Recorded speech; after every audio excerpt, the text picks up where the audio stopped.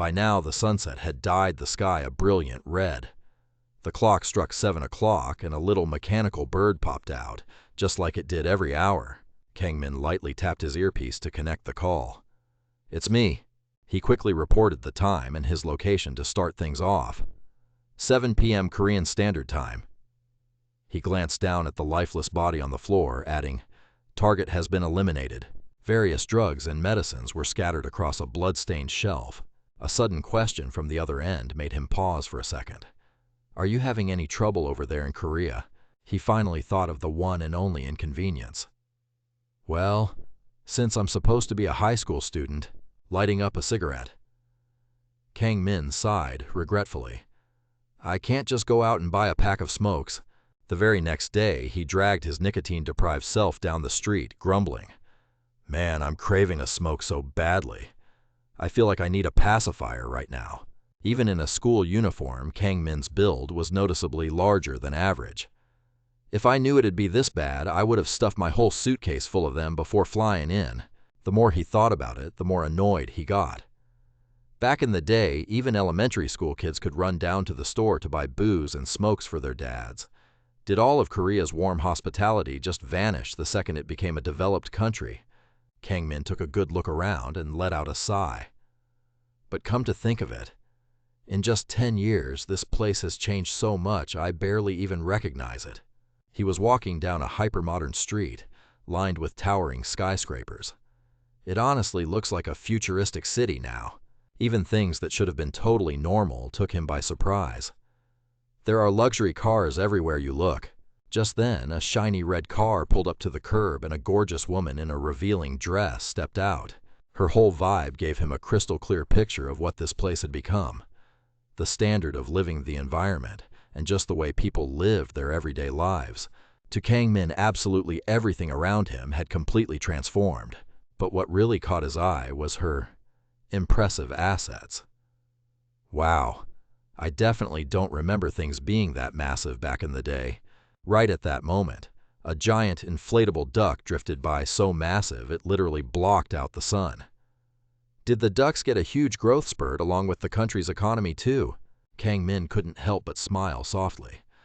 A lot has changed, sure, but the cherry blossoms are still exactly the same. Nearby, a little kid ran past in a hurry.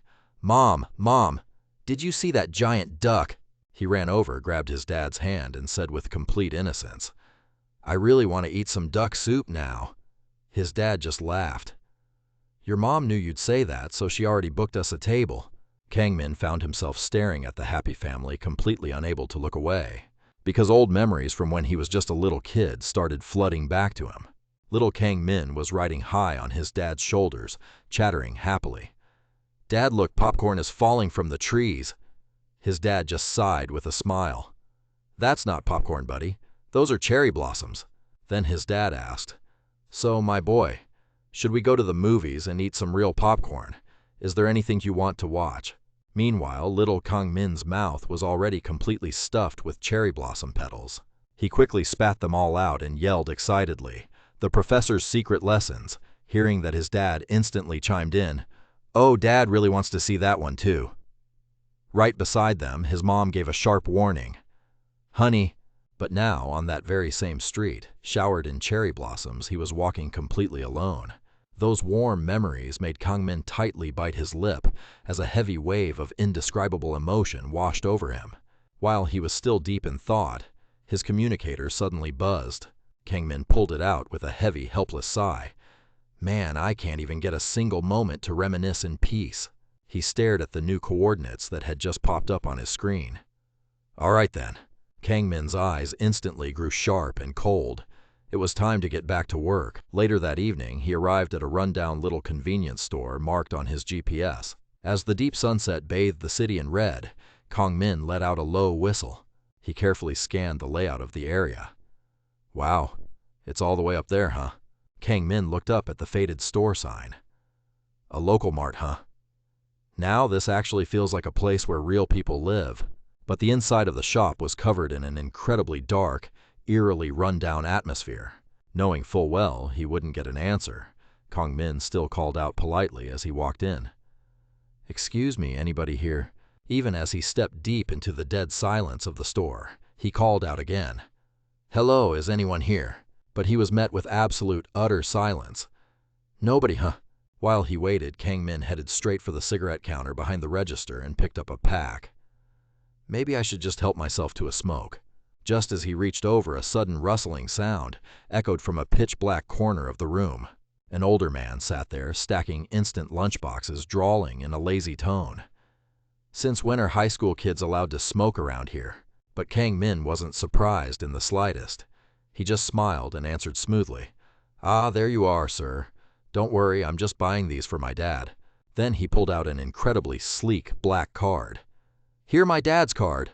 Kang Min placed the card on the counter and requested, "Please put this on a 36-month installment plan for me." Seeing this, Malcolm just gave him a dismissive glance, looking at him like he was just some dumb kid. Right after, he quickly went back to his work. "Hey, I'm a paying customer, you know." At this, Kang Min spoke up. "Sorry, old man." Then he quickly explained, "I live abroad, so I watch a lot of Korean dramas. You look exactly like those convenience store owners in the shows, so I got confused." These words made him find it incredibly hard to believe. "No way, I just recently came back from overseas myself." As if waiting just for that, Kang Min exclaimed, "What a coincidence." At this moment, Malcolm's face darkened. "Yeah, quite the coincidence." Not stopping there, he spoke in a soft but meaningful tone. "And completely random too." Kang Min's eyes quickly darted to a sharp knife resting on the counter. "You used to work in the same line of business as me." The exact moment those last words left his mouth, that knife flew straight at him. A contract killer! It seemed as though Kang Min had been easily taken down with just a sudden slash to the neck. The one who struck was Malcolm. He kept a tight grip on the knife and said, "An overseas contract killer." While he had used a bag of bread to block the incoming strike, the man asked, "Did you come here to kill me?" Hearing that, Kang Min let out a gasp of admiration, though dripping with sarcasm. "You're pretty sharp, old man." Then, without a hint of hesitation, he exposed Malcolm's true colors, a traitor to the organization. Detailing everything perfectly, Kang Min grabbed him tightly by the throat and tossed him aside. "You murdered the syndicate's members and went on the run." The very second he delivered a brutal punch to Malcolm's gut, he declared, "I'm here to eliminate you." Finally, without holding back, he threw him down like he was throwing a damn baseball. The heavy impact sent the merchandise on the shelves crashing down all over the place. But right then, Malcolm's voice made Kang Min pause for a split second. "That card you're holding." He had survived in the organization long enough to know one thing for certain. Inside the syndicate, depending on an agent's rank, they are issued cards of different colors. Malcolm continued speaking, "And among those, the black card." That was exactly what he had just seen Kang Min pull out, the card that was solely awarded to the highest-ranking agents. Even after taking a hit like that, a veteran assassin like Malcolm remained perfectly lucid. "I've never even heard of it actually happening. To think a young agent like you would be issued a black card." Hearing this, Kang Min cracked his knuckles with a satisfied grin. "I am truly honored to receive praise from a seasoned senior like yourself." Right at that moment, Malcolm's gaze, fixed intently on his opponent, was filled with a mix of deep suspicion and extreme caution. Looking at Kang Min's completely unarmed appearance, he couldn't help but ask, "Where's your weapon?" As he stood up, Malcolm looked completely bewildered. "Did you seriously come here empty-handed?" Hearing this, the young man held up both hands and confessed honestly, "It got confiscated at airport security." At the same time, the older man subtly slid the box cutter up behind his back and sneered, "I didn't expect a black rank to be this sloppy. Unbelievable." Malcolm's mouth kept moving to distract him while he snapped off a piece of the blade behind his back. "Rule number 1 of assassination." The moment the words left his mouth, he hurled the blade fragment directly at Kang Min's eye. "A weapon!" But the young man caught it with dead-on precision, while the old assassin continued his lecture. Rule number 2 of assassination. Immediately after, Malcolm didn't stop but lunged straight at him from behind. A surprise attack. Taking advantage of Kang Min's momentary distraction, he quickly swung his sharp blade in a vicious attack. Then a spray of dark crimson liquid splattered wildly through the air. Right at this exact moment, Malcolm heard Kang Min's surprisingly calm voice. "Why, The blade was just resting against his collar, not having cut him at all. "Why did you betray the syndicate?" Gripping his opponent's wrist tightly, Kong Min spoke in a soft tone. "An agent of your caliber." He couldn't hide his burning curiosity anymore. "You must have enjoyed countless privileges from the organization. So why would you turn your back on them?" Hearing this, Malcolm let out an incredibly exhausted sigh. Then he completely halted his movements and spoke up. "A tin can." Hearing that, Kang Min asked back with a hint of skepticism. "A tin can?" Malcolm continued. The moment those words were spoken, the blade in his hand dropped. "Every single day I felt like I was locked away inside a damn tin can," but it merely slipped from one hand to the other, allowing Malcolm to seamlessly spin around and launch himself back into an attack. He swung with a brutal, heavy slash, making it look as though it had finally connected with Kang Min. But what fell out wasn't Kang Min's flesh. It was canned fish. Kang Min held up the sharp lid of the fish can and praised him. "Nice metaphor. Did you take a creative writing class at the local cultural center or something?" Hearing that, Malcolm asked in a cold voice. "Didn't you already know?" Right after that, every time he struck, Kang Min used that exact same can lid to block it, slashing right through the canned goods thrown at him. He spoke with bitter resentment. "Just doing whatever the organization orders, living like a hound until the day you die." The more he spoke, the more vicious Malcolm's slashes became, as if venting all his rage. A hellish existence. Even his eyes were filled with madness from being suppressed for far too long. Deep down, Malcolm had always held onto one single wish: to be free. On the other side, after strictly dodging, Kang Min finally decided to rush in and attack. Meanwhile, Malcolm showed absolutely no signs of exhaustion. Just like that, he swung a brutal strike, drawing blood. Kang Min's shoulder was also slashed with a long gash. "But in exchange for that freedom, you must have lost something too." Then that bloody can lid dropped heavily onto the floor. It wasn't just Kang Min. His neck was also stained bright red. That's right, just one single thing. Malcolm had been stabbed right in the face by that sharp can lid. "My family." The second the organization realized I had betrayed them, they killed my family. At this moment, Kang Min himself fell silent upon hearing his confession. Then he couldn't help but speak up. "The organization tracks down the identities of their agents' families and keeps them under constant surveillance." After all, Kang Min hadn't forgotten his mission here to stop a traitor. Just as he saw Malcolm rushing at him, Kang Min used his old trick, throwing out a pack of cigarettes as bait. It triggered a massive explosion, filling the place with blinding dust and smoke. But the knife, the fruit plate, and that photograph still lay there untouched. Kang Min's cold voice echoed out, "Even if you regret it now." The moment he finished speaking, he slammed Malcolm down with such force that it shattered the floor. After striking, Kang Min declared, "Are you saying it's already too late?" But Malcolm stayed silent, having been beaten so badly he could barely move. That family photo was still there, but it was completely shattered, just like his own life. "To get my freedom, I had to pay with the lives of my family." Looking over at him, beaten down, but with his eyes still glaring wide, Kang Min said coldly, "That price was still too cheap. You knew damn well your family would be sacrificed, yet you still did it." Only then did Malcolm finally speak. "Every single one of you. All of you. You all spout the exact same annoying bullshit. This is a shop I used to visit a lot. I've known the owner for a really long time, but today of all days he looked like he was about to collapse on the spot." At that moment, he had made a decision. Out of concern, I told him. Malcolm remembered what he had asked as clear as day. "Why don't you close up the shop and get some rest?" Malcolm's voice grew more and more bitter. "And do you know what he said?" He just smiled and calmly replied, "If I rest, how will I feed my family, my friend?" Snapping back to reality, Malcolm himself couldn't help but sigh. A truly good man, right? A man devoted to his family, working himself to the bone for his bedridden wife and his innocent little kids. Inside a tiny shop barely 30 square meters wide, Kang Min stood in total silence, not missing a single word he heard. Spending his whole life sacrificing for his family. He even subconsciously looked out the glass door, deep in thought. But Malcolm's next words didn't match the story he had been telling at all. What an absolute fool! Hearing this, Kang Min showed no emotion at all, only asking, "Is that why you killed him?"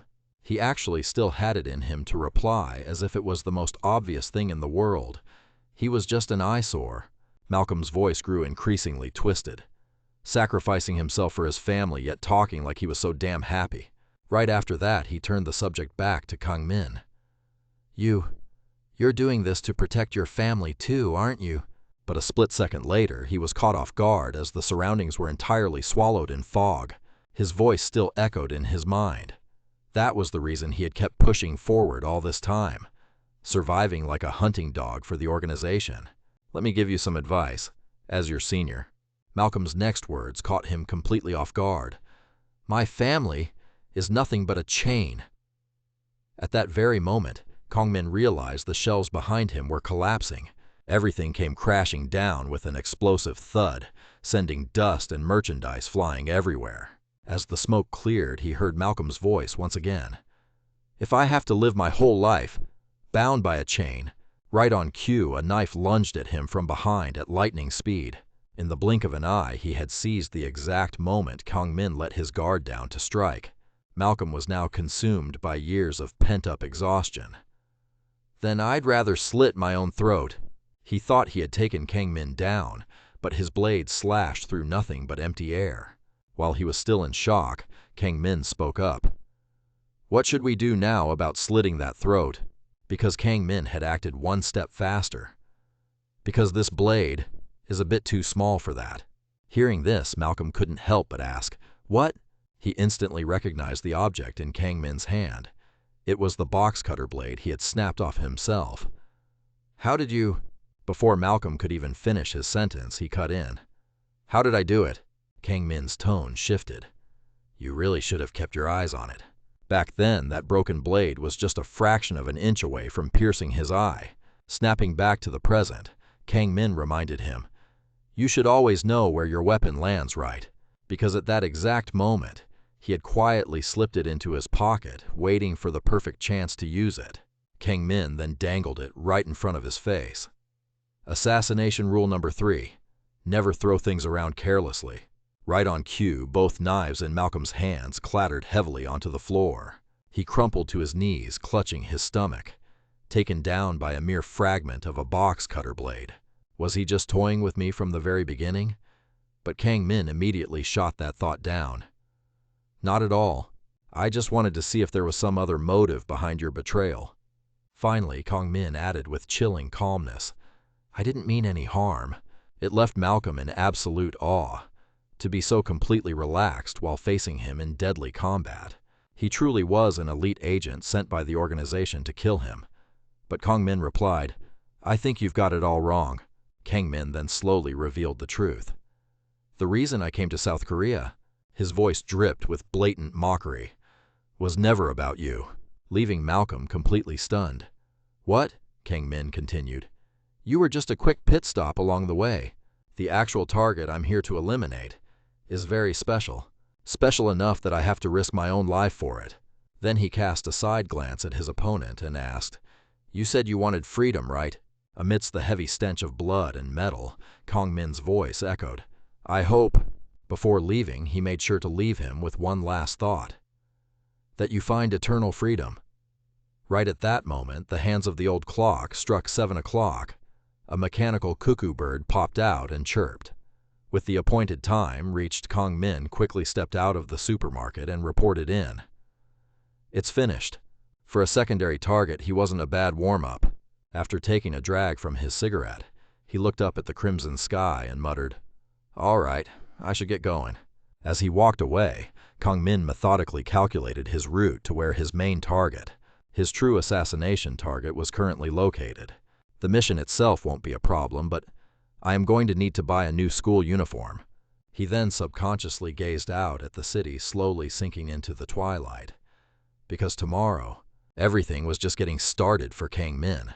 It would be the true beginning of his hitman contract.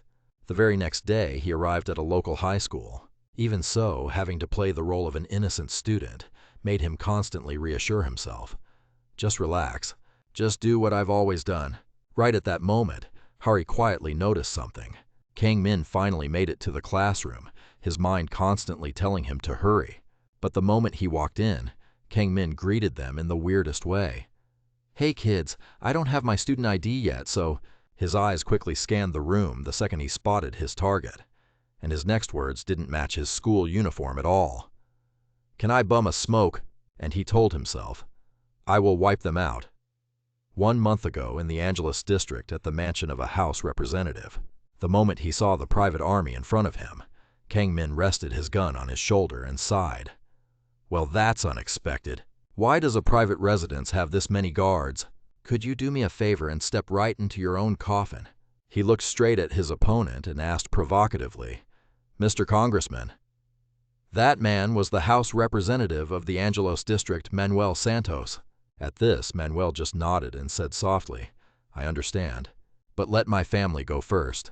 The little boy clung tightly to his mother, sobbing uncontrollably. "I'm so scared, Mom." Even though she was trembling, she still comforted him. It's okay, my sweet boy." Manuel's eyes sharpened, his voice absolutely resolute. "They have nothing to do with this." Seeing Kang Min hesitate, he quickly demanded, "Release the hostages first." Right after that, he actually let the mother and child leave. Sure, why not? He even stated his absolute rule of never harming anyone other than the target unless they attacked first. Saying this, Kang Min's voice turned ice cold. "That is my ironclad rule." Hearing that, Manuel couldn't help but mutter, "Thank God." But almost immediately after, he barked out an order. "Everyone get ready to fire." "I can't believe you're this naive. You aren't even a rank B contractor, are you?" "I was actually terrified at first, thinking you were sent from Batat La." The scene cuts to the evening at the Batat La Casino Hotel. It was a place that catered to elite guests and high society. This was a place for high-stakes games. But behind the seemingly normal facade of this casino, hidden deep inside, was a very special table. A man sat with his legs crossed and raised his voice. "Taking assassination contracts this publicly. You guys must be incredibly confident." Jisoo immediately replied in a professional tone, "The business of our casino is something that even the government cannot touch." He sat across from her and remarked, "I see your reputation as the best in the industry isn't just a rumor." Hearing that, Jisoo's voice carried a hint of pride. "Of course it isn't." Then he asked a strange question. "So is it true that you can kill him?" But surprisingly, she just answered calmly, "Of course we can." As she set up the table, Jisoo explained, "Our casino is made up of the most elite contractors." She spread all the cards out evenly. "Please choose one of these." But just as Jisoo was about to explain more about the contractor ranks depending on the card, he immediately cut her off. "I know." After that, he stared intently at the cards on the table as if weighing his options. Then he quickly pulled out the card he wanted. "The Ace of Spades. I'll go with this one." Seeing this, Jisoo offered a mechanical compliment. "The Ace of Spades. An excellent choice." Right after that, she didn't forget to mention one crucial detail. "However, the commission fee is extremely high." But unexpectedly, a blinding pile of countless gemstones appeared right before her eyes. "This much should be more than enough, right?" Finishing his sentence, he held up the card again. "I want the job done right now. Where is he at this moment?" The scene cuts to another location. Kang Min's voice echoed in a room drenched in fresh blood. "Never harm anyone other than the target." Lighting a cigarette, he carefully repeated, "Unless they attack first." Right now, surrounding Kang Min were countless bodies lying lifelessly in pools of blood. "That is what I told you." Hearing this, she froze, looking as if she couldn't believe her own eyes. After taking care of everything, Kang Min spoke up again. "I'm truly sorry about your husband. The price for my sins. One day I will have to pay it." By the next day, he was back to playing the role of a student after a long night on the job. At this moment, Kang Min stood at the podium and raised his voice. "Hey kids, I don't have my student ID yet, so—" His question didn't match his school uniform at all. "Does anyone have a cigarette?" Hearing this, the homeroom teacher had to push up his glasses as if afraid he'd misheard. "What did you say? Who do you think you are? You look like you're about to trample all over my authority." Kang Min calmly replied, "I'm the new transfer student." Hearing this, the teacher felt even more helpless. Good grief, just introduce yourself and take a seat. He quickly answered, yes, sir. Right after Kang Min changed his tone, though no one really cared. It's so great to meet everyone. My name is Kang Min, contractor name Ace of Spades. Even though he introduced himself as being from Seoul from Batala, it was actually a contract killer organization. If you want to get into a good college, they say you have to study in Seoul. In order to carry out his mission to eliminate the target, Kang Min had enrolled disguised as a high school student. In a country with such tight security, there was no way to eliminate them out in the open. At this moment, Hayan found it amusing when he stated, "But that's just what my parents think." And there Kang Min had to use this cover to approach his target naturally. Meanwhile, the troublemakers were ready to doze off during this speech. I just want to have a fun time at school. After a while, he finally wrapped it up. It's great to meet you all. But in reality, Kang Min's true goal was to find and eliminate them. At that time, the entire waiting room was dead silent because no one had arrived. When asked, Jisoo answered honestly, "The target's nationality is Korean, and they are currently residing in Seoul." Hearing this, Kang Min felt a bit doubtful. "South Korea." She spoke up again. "However, there is a problem with this mission." This made his voice turn curious. "A problem?" Then Jisoo admitted frankly, "We don't know who your target is." This made Kang Min stare in disbelief. "What kind of crazy nonsense is that?" Seeing his surprise, Jisoo confirmed, "It's exactly what you just heard. The only information the client provided is the target's name." Hearing this, his pupils widened even more in shock. "Any other personal details?" Jisoo handed over a heavily redacted file and declared, "None at all." Kang Min picked it up, still a bit skeptical. "A target with nothing but a name." Right then, a rare spark flashed in his eyes. Interesting. But by the very next day, those eyes had turned dull and exhausted. Finally, Kang Min arrived at his destination. "I've finished the investigation." His footsteps stopped in front of a classroom door with a sign reading 1-7. This was the target's class. But Kang Min just stood there outside for a moment, instead of walking right in. Peeking inside, he realized one thing. The problem was, the classroom was full of guys who didn't look friendly in the slightest. Kang Min also quickly noticed the empty desks. They hadn't come to school. Just as he was silently analyzing the situation, a shout echoed from down the hall. "Hey, why are you blocking the way, kid?" Jimin was blocking a small student at the door and grabbing his collar. "Do I really?" Then he roared and kicked the boy hard. "Have to squeeze past you like this." The kick sent him slamming hard against the hallway wall. Not stopping there, Jimin mocked, "The automatic door sensor is broken. The door won't open." This made Hayan burst into laughter. "What the heck?" Right then, her eyes lit up the moment she spotted something. Kang Min was just passing by, but he caught Hayan's eye. "It's the new transfer student." Immediately, she walked over and started a fake conversation. "Why are you walking all by yourself?" Hearing this, Kang Min didn't back down and calmly replied, "Because I don't have any friends." In his mind, he was already debating, should I switch to plan B? At this moment, the sunlight gently shone down on the school. In a dark, secluded corner, Kang Min was taking a drag from a cigarette to satisfy his craving. As he exhaled the smoke, his face couldn't hide his sheer satisfaction. Just then, a guy chimed in with a compliment. "You look pretty cool smoking." Kang Min replied, "You're pretty funny yourself." Suddenly, Jimin asked, "You said you transferred here from Daejeon, right? Do you happen to know Lee Shin, the big boss of the Daejeon area?" Hearing that, Kang Min fell silent for a moment, secretly calculating his next move. "It's time to begin." Then he quickly recounted, "Of course I know Seung-won. When he heard I was transferring, he made me drink so much to celebrate." But every single word he spoke right now was just to build up the persona of Yu Kang Min. He got completely wasted that night and went crazy, even smashing the karaoke machine. Hearing that, Hari-won exclaimed, "No way I knew," prompting Kang Min to quickly explain, "No way, we're just friends, it's no big deal." But this only made him feel incredibly amused. This punk's got some nerve. Right after that, Jimin held out a hand and offered, "Let's be friends." This also helped him achieve a part of his plan. My first friends in South Korea. So Kang Min quickly replied, "Sure, why not?" Deep down, he told himself, "These are the guys." The school day was finally over. Kang Min, just like the other students, was heading home. He slung his backpack over one shoulder, looking incredibly laid back. Right then, Kang Min overheard two boys talking. "Are you heading straight to the academy? The shuttle bus is already waiting." One of them couldn't help but complain, "Man, this sucks, I don't want to go at all." Kang Min unconsciously stared at those two boys, feeling as though he were the one being escorted away. "Make sure you survive and come back." When he was finally alone, Kang Min unconsciously watched the bus as it drove away. Then he just stood there in silence, as if recalling something from his past.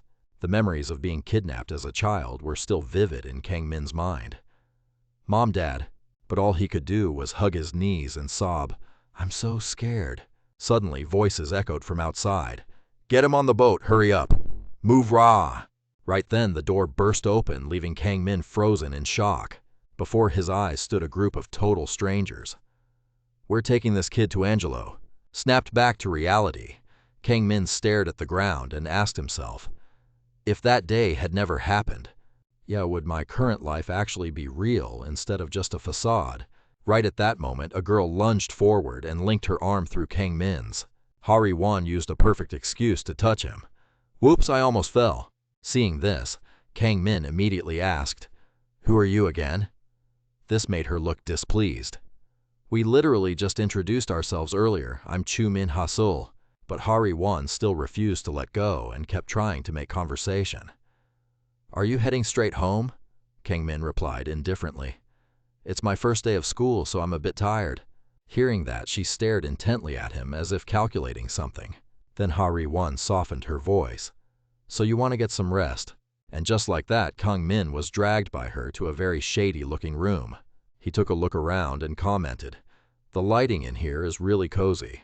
Kang Min probably knew exactly what was about to happen, but he kept playing along. "And the bed is soft too." Right in front of him, Hasul was taking off her school uniform while asking, "Right, you can watch TV and play games." It seemed like this place was the perfect spot to rest. Her seductive lips parted slightly, trying to lure Kang Min into her trap. "And when you get hungry," she then gently tucked her hair behind her ear, "you can have something delicious to eat."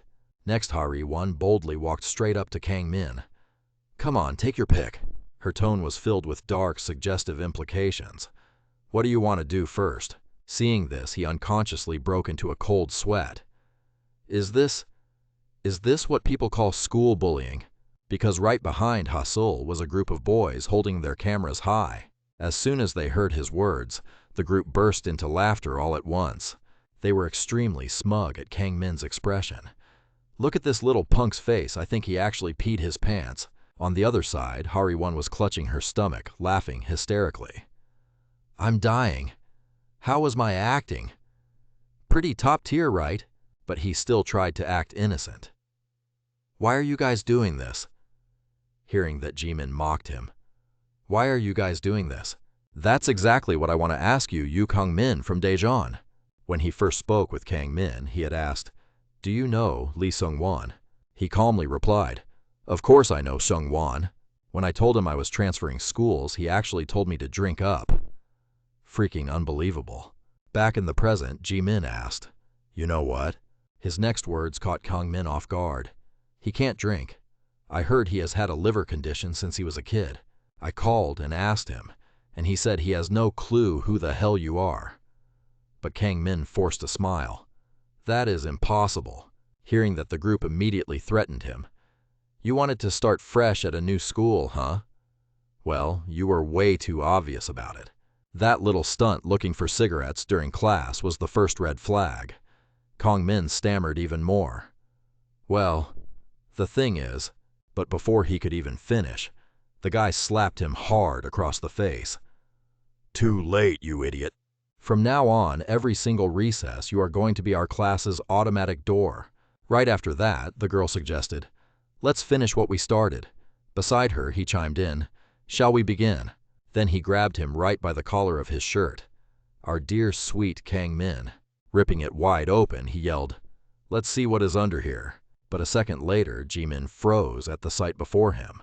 Over here, the guy was completely paralyzed with shock after tearing Kang Min's shirt open. Meanwhile, Kang Min just stood there in dead silence without uttering a single word. Earlier at the casino, Kang Min was evaluating a target who had nothing but a name. How interesting. But right after that, he tapped his finger on the request file and calmly made his decision. I refuse, making Jisoo unable to hold back her question. But why? Kang Min replied. Do you have any idea how many people in South Korea share that exact name? Do you want me to slaughter every single one of them? The more he thought about it, the more baffled he felt. Suddenly sending me all the way to South Korea. After all, once the job was done, he would have to return to Batala anyway. If in that moment thoughts of his family held Kang Min back, if the desperate longing to be with them became so overwhelming that it drove him to do things he should never do. Looking down at the deck of cards again, Kang Min felt even more conflicted about the organization and his own family. Just as Kang Min was about to leave, she spoke up. You do not need to worry about that. This request is completely different from any mission you have ever taken before, which is why Batala is offering this as your reward. Complete release from the organization, permanent freedom. Hearing this, the gun in Kang Min's hand slipped from his grasp. Now then, his eyes sharpened, though a hint of suspicion remained. Freedom. Furthermore, Jisoo elaborated. Are you saying that once this mission is over, I will never have to come back here? Back in the present, the bully was still utterly bewildered. What the hell am I looking at? Meanwhile, Kang Min was quietly calculating a mission that could very well be my last. On this side, the rest of the gang looked just as stunned, that bastard. He told himself I absolutely have to succeed. Staring at Kang Min's muscular, heavily scarred body, they blurted out, What the hell is wrong with his body? But right at this moment, he revealed a confident smirk. I have no other choice. Absolutely no harming anyone other than the target unless they strike first. Because that is my unwavering rule. Plan B, to approach the target. While the guy was still dazed, Kang Min struck back with an even more brutal slap, sending him flying straight backward. Preparation phase. Over here! Hari's jaw dropped in sheer disbelief. Infiltrate the most influential figures in the school and create a disguise that catches their interest. But just then, Kang Min muttered, Controlling my strength is harder than I thought, even if they did attack me first. Right after that, fully prepared for a fight, he called out, Next one up, let's go. An overwhelmingly oppressive killing intent radiated around Kang Min. Come on, try that again. Cutting back to 6 years ago. The private island of Batala, the deserted Kamatayan island. The loudspeaker continued to blare without stopping. 7 minutes have passed. 3 minutes left. Bubbles kept rising to the surface of the water. Just then, an urgent voice rang out. You're just waiting to be shark bait. The shout snapped Kang Min wide awake. Trainee Yu Kang Min Cadet number 55 of the Botha Training Center. 8 minutes have passed. It's time. The capillaries in my lungs are about to burst. Finally, after an agonizing bout of training, Kang Min broke the surface and saw the sunlight. Heavy training chains lay scattered across the sand. As he dragged himself ashore, Kang Min brought along a little bonus, a small octopus clinging to his head. Relief washed over him as he realized he was still alive. I almost became an all-you-can-eat Korean buffet for the fish. Grandma up in heaven, it looks like it's not time for your adorable grandson to join you just yet. But his moment of relief was violently cut short. The cold barrel of a gun was pressed hard against his forehead, followed by the announcement that his time was up. The man smirked with absolute arrogance. You're 1 minute late. Kang Min knew exactly what that meant. Grandma, I guess I'm on my way. But the very next second, a massive commotion echoed across the island, sending a flock of birds scattering into the sky. The organization's flag whipped wildly in the wind. The man gasped in utter shock. Not only had he been pinned to the ground, but Kang Min had snatched his gun. You little bastard, he cursed. Using your surroundings to escape a crisis. That's the mindset of a true professional. You didn't even flinch with a gun in your face. Was that just your final, desperate struggle before you die? Kang Min sneered, feeling utterly insulted. Do you think I'm an idiot? That's basic military knowledge. The first round in the chamber is always a blank to prevent accidental misfires. It's a dummy round. Loading the magazine, Kang Min's voice turned ice cold. But from here on out, it's live ammo. He aimed the barrel straight at his target. These are live rounds, right? A deafening gunshot pierced the air, sending the remaining birds fleeing in panic. Back in the present, Kang Min took in his surroundings. This was a peaceful country, South Korea, an environment completely different from the living hell where he was raised. Not to mention his opponents were just ordinary high school kids. I shouldn't just blindly slaughter them. Still, Kang Min shot them a razor-sharp glare. What the hell is this? He calculated his next move. I need to handle this in a way that fits the situation. The sheer intensity of his glare left the punks visibly terrified. Moving on to step 1. Kang Min crouched low and muttered to himself. All my buttons popped off. Kang Min knew the protocol established a justified cause. He couldn't let this look like an unprovoked assault. This had to look like a mutual voluntary fight. Feigning a moment of distraction, he sighed. I just bought this brand new uniform too. One of the punks grabbed a fire extinguisher and swung it at him. Why the hell are you worrying about your uniform right now? He screamed as he brought it down. You're about to be wearing a hospital gown, punk. But suddenly the guy froze in his tracks. I'm guessing you've got health insurance, right? Kang Min asked this as he easily crushed the fire extinguisher with his bare hands. But what if I don't have insurance? The punk stared in absolute horror. With his bare hands, Kang Min swiftly moved to step 2. Without a second thought, he clamped his hand hard over the guy's face. I'm feeling pretty generous today. Establish absolute dominance. I'll make sure you get a fat payout for this. He made his move. With brutal, uncompromising force, Kang Min slammed him into the ground in an overwhelming display of power. Every single action had been perfectly calculated to burn the fear of him deep into their minds. As the smoke cleared, Hase-eon covered her mouth in shock. The bed! Meanwhile, the man known as Jiu Kang Min stood there, eyes burning with absolute determination. Glancing over at the guy lying on the floor, foaming at the mouth, she asked in disbelief, "Did it actually pierce right through?" He too realized he was now permanently marked as a highly dangerous target. Hari-1 was growing more panicked by the second. What the hell? Right at that moment, Kang Min appeared from behind. I have a question for you. She frantically screamed. You wouldn't hit a girl, right? Beside her, the other guy desperately chimed in. Actually, I'm a girl too. Damn it.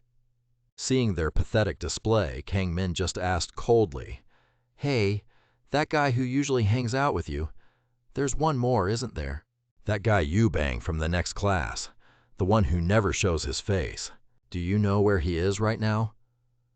As Kang Min stepped closer, the guy looked at him suspiciously. Why the hell are you looking for him?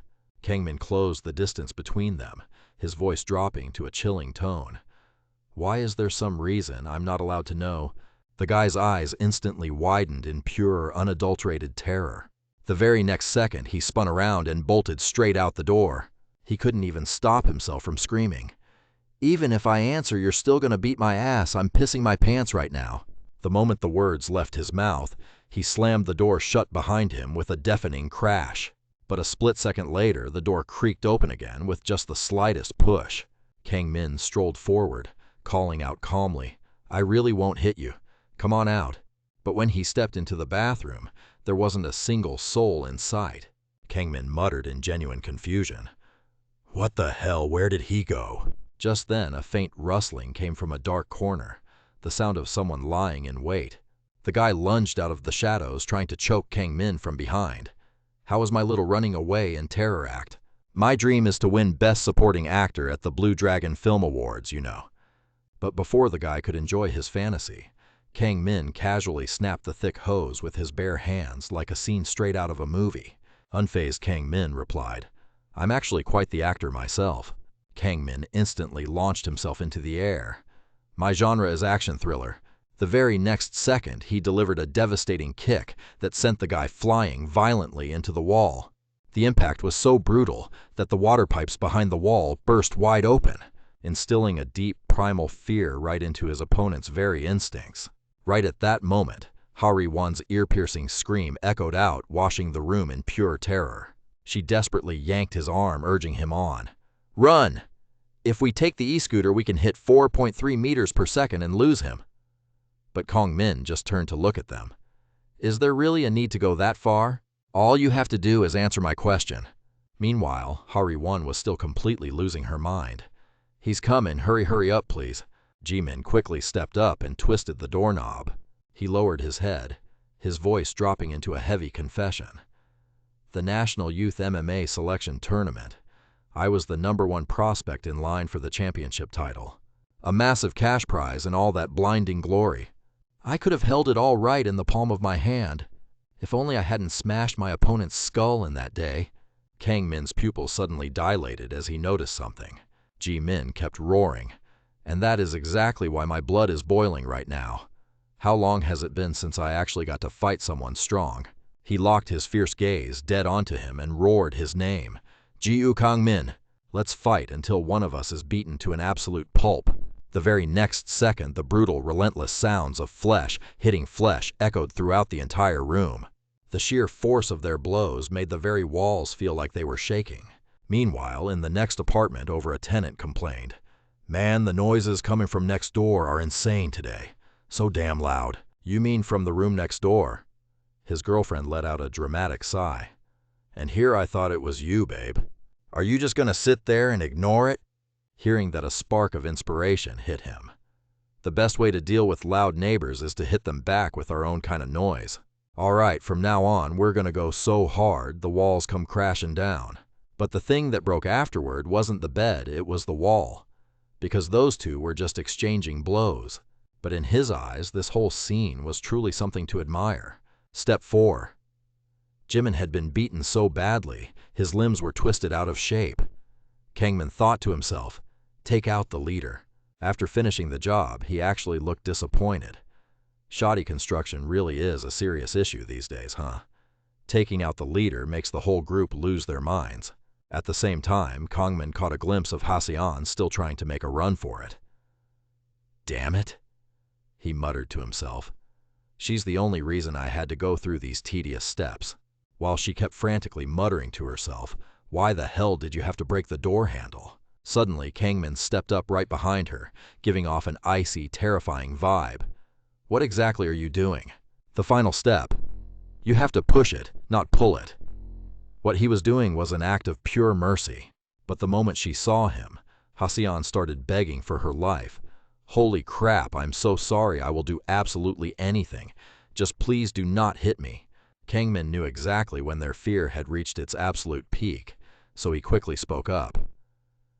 "Actually, I never planned on hitting you in the first place." Then he thought to himself, extend a hand and offer them salvation. Not only that, Kang Min leaned down and reassured her, "The truth is, I just need a simple favor." And by playing with his opponent's mind like that, Kang Min gently stroked her hair and said, "Out of everyone here, you are the only one who can do this." They become perfectly obedient. "So will you do it?" Ha-seon meekly replied, "Yes." But he was expecting something much deeper, like a servant completely devoted to their master. Right after that, Kang Min quickly got to the point.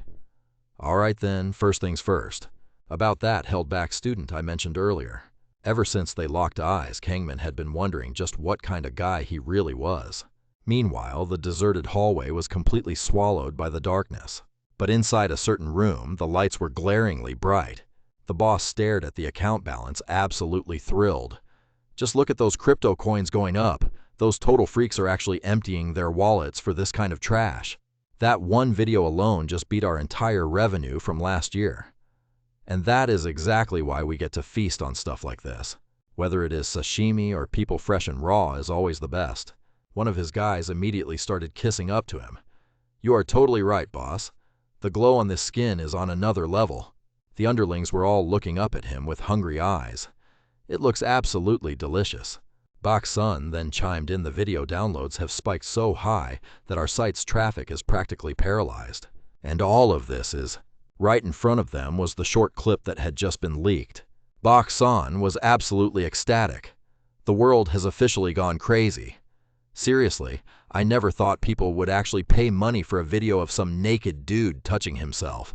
But whatever, thanks to that video, we managed to rake in a massive pile of cash from this dingy semi-basement. So yeah, it totally deserves to be called a masterpiece. But then one of the thugs asked in concern, "Hey boss, if the traffic is spiking this hard, the cops are gonna start tracking us down. Shouldn't we pack up and move the office before that happens?" Hearing that Bok's son casually brushed it off, there is absolutely nothing to worry about. We get the videos through Telegram and the servers are routed overseas. The location of this office is so hidden that not even the cops could find it, let alone the director of the FBI. Right at that moment, a loud noise echoed from outside. It made every single one of them freeze dead in their tracks. Just outside the door, a shadowy figure was already standing there waiting. Seeing that, Bok's son barked an order. "Go get the door." The underling immediately shot up. "Yes, boss." He quickly yanked the door open. "Who the hell is it?" The guy was wearing a shirt with a logo of a rabbit holding 2 guns. So this is the place spreading that video. He casually strolled right inside, scanning the room from corner to corner. Hyunsu's eyes burned with a deep, suppressed rage. So it really is this place. Seeing him, Bok's son scoffed in total contempt. "What the hell is up with this blonde punk?" At a single glance, the gang quickly surrounded him and demanded answers. "You don't exactly look like a cop. What gang are you with?" "The Siri gang, or the Haosok gang." But at this moment, Hyunsu made a demand. "That video, take it down," making him glare and ask, "This punk's got some massive guts, huh? Or how about you unzip your own pants and let's see? Because you're about to piss your pants anyway." Hearing that, the other 2 immediately chimed in. "The office is about to reek of piss. That smell is hard to get rid of. So take it easy on him, okay?" But their smugness didn't last long before a stream of fresh blood splattered across their faces, leaving him no time to react as he screamed, "My hand." At the same time, the fat guy collapsed to his knees and howled, "My ear! I can't hear anything. Damn it, don't tell me that loud bang was a gun." Right as he looked up, the piping hot barrel of a gun was shoved directly into his face. Without a second thought, Hyunsu gifted him a sweet little bullet. Witnessing this, the rest of the gang froze in sheer terror. One of them was trembling so hard his jaw went slack from fear. Unable to hold it back, he screamed in a blind panic, "He's got a gun!" Meanwhile, Hyunsu raised his weapon and threatened that video. "Take it down." Despite that, Bakson stubbornly yelled, "No way! That didn't sound like a real gun at all. What the hell is that?" Immediately after, he rushed forward. "Give me that, you bastard, eh?" But he ended up eating a bullet straight from Hyunsu. The moment he finished off one guy, his voice turned ice cold. "Take it down." Meanwhile, the guy clutching his bleeding hand tried to rationalize it. "It's just an airsoft gun that shoots a bit too hard. At the end of the day, it's still just a toy." Hearing that, the bowl-cut thug chimed in. "There is absolutely nothing to be afraid of."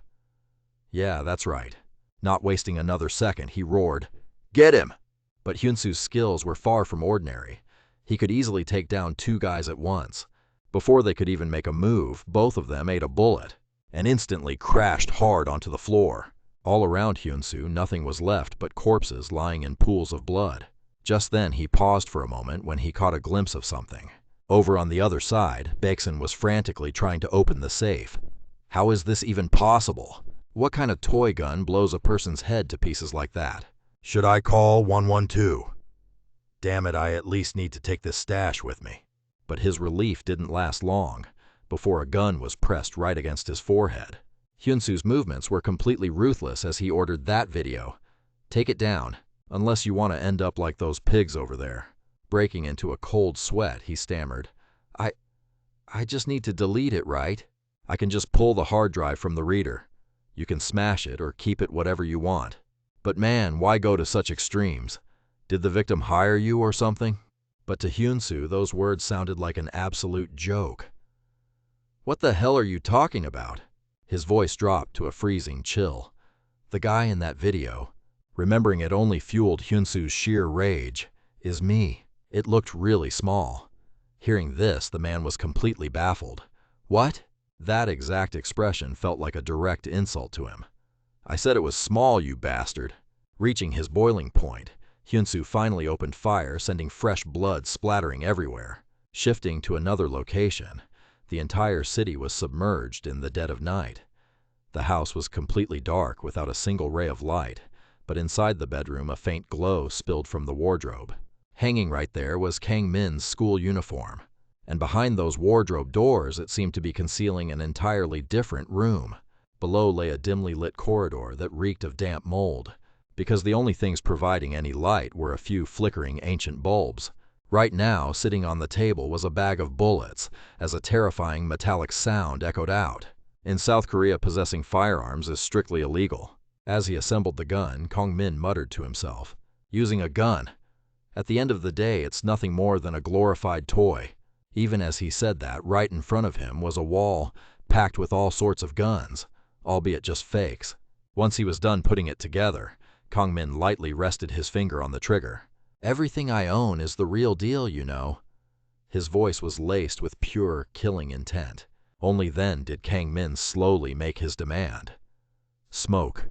Sitting across from him, Jimin obediently held out a pack of cigarettes and replied, "Here are the smokes." He barked his next demand with blatant impatience. "A light." The second guy scrambled to offer a lighter. Here's a light, man." Without missing a beat, Kang Min demanded, "Ashtray." The group hastily parroted back, "Ashtray." Kang Min then added, "My long-lost childhood innocence." At that moment, Hari Wan finally spoke up, demanding answers. "So, why exactly did you call us all out here?" He coldly declared, "We need to wrap up a few loose ends from our little chat yesterday," recalling the exact words Kang Min had said the day before. "You guys hang out with one more friend, don't you? That holdback from the next class over.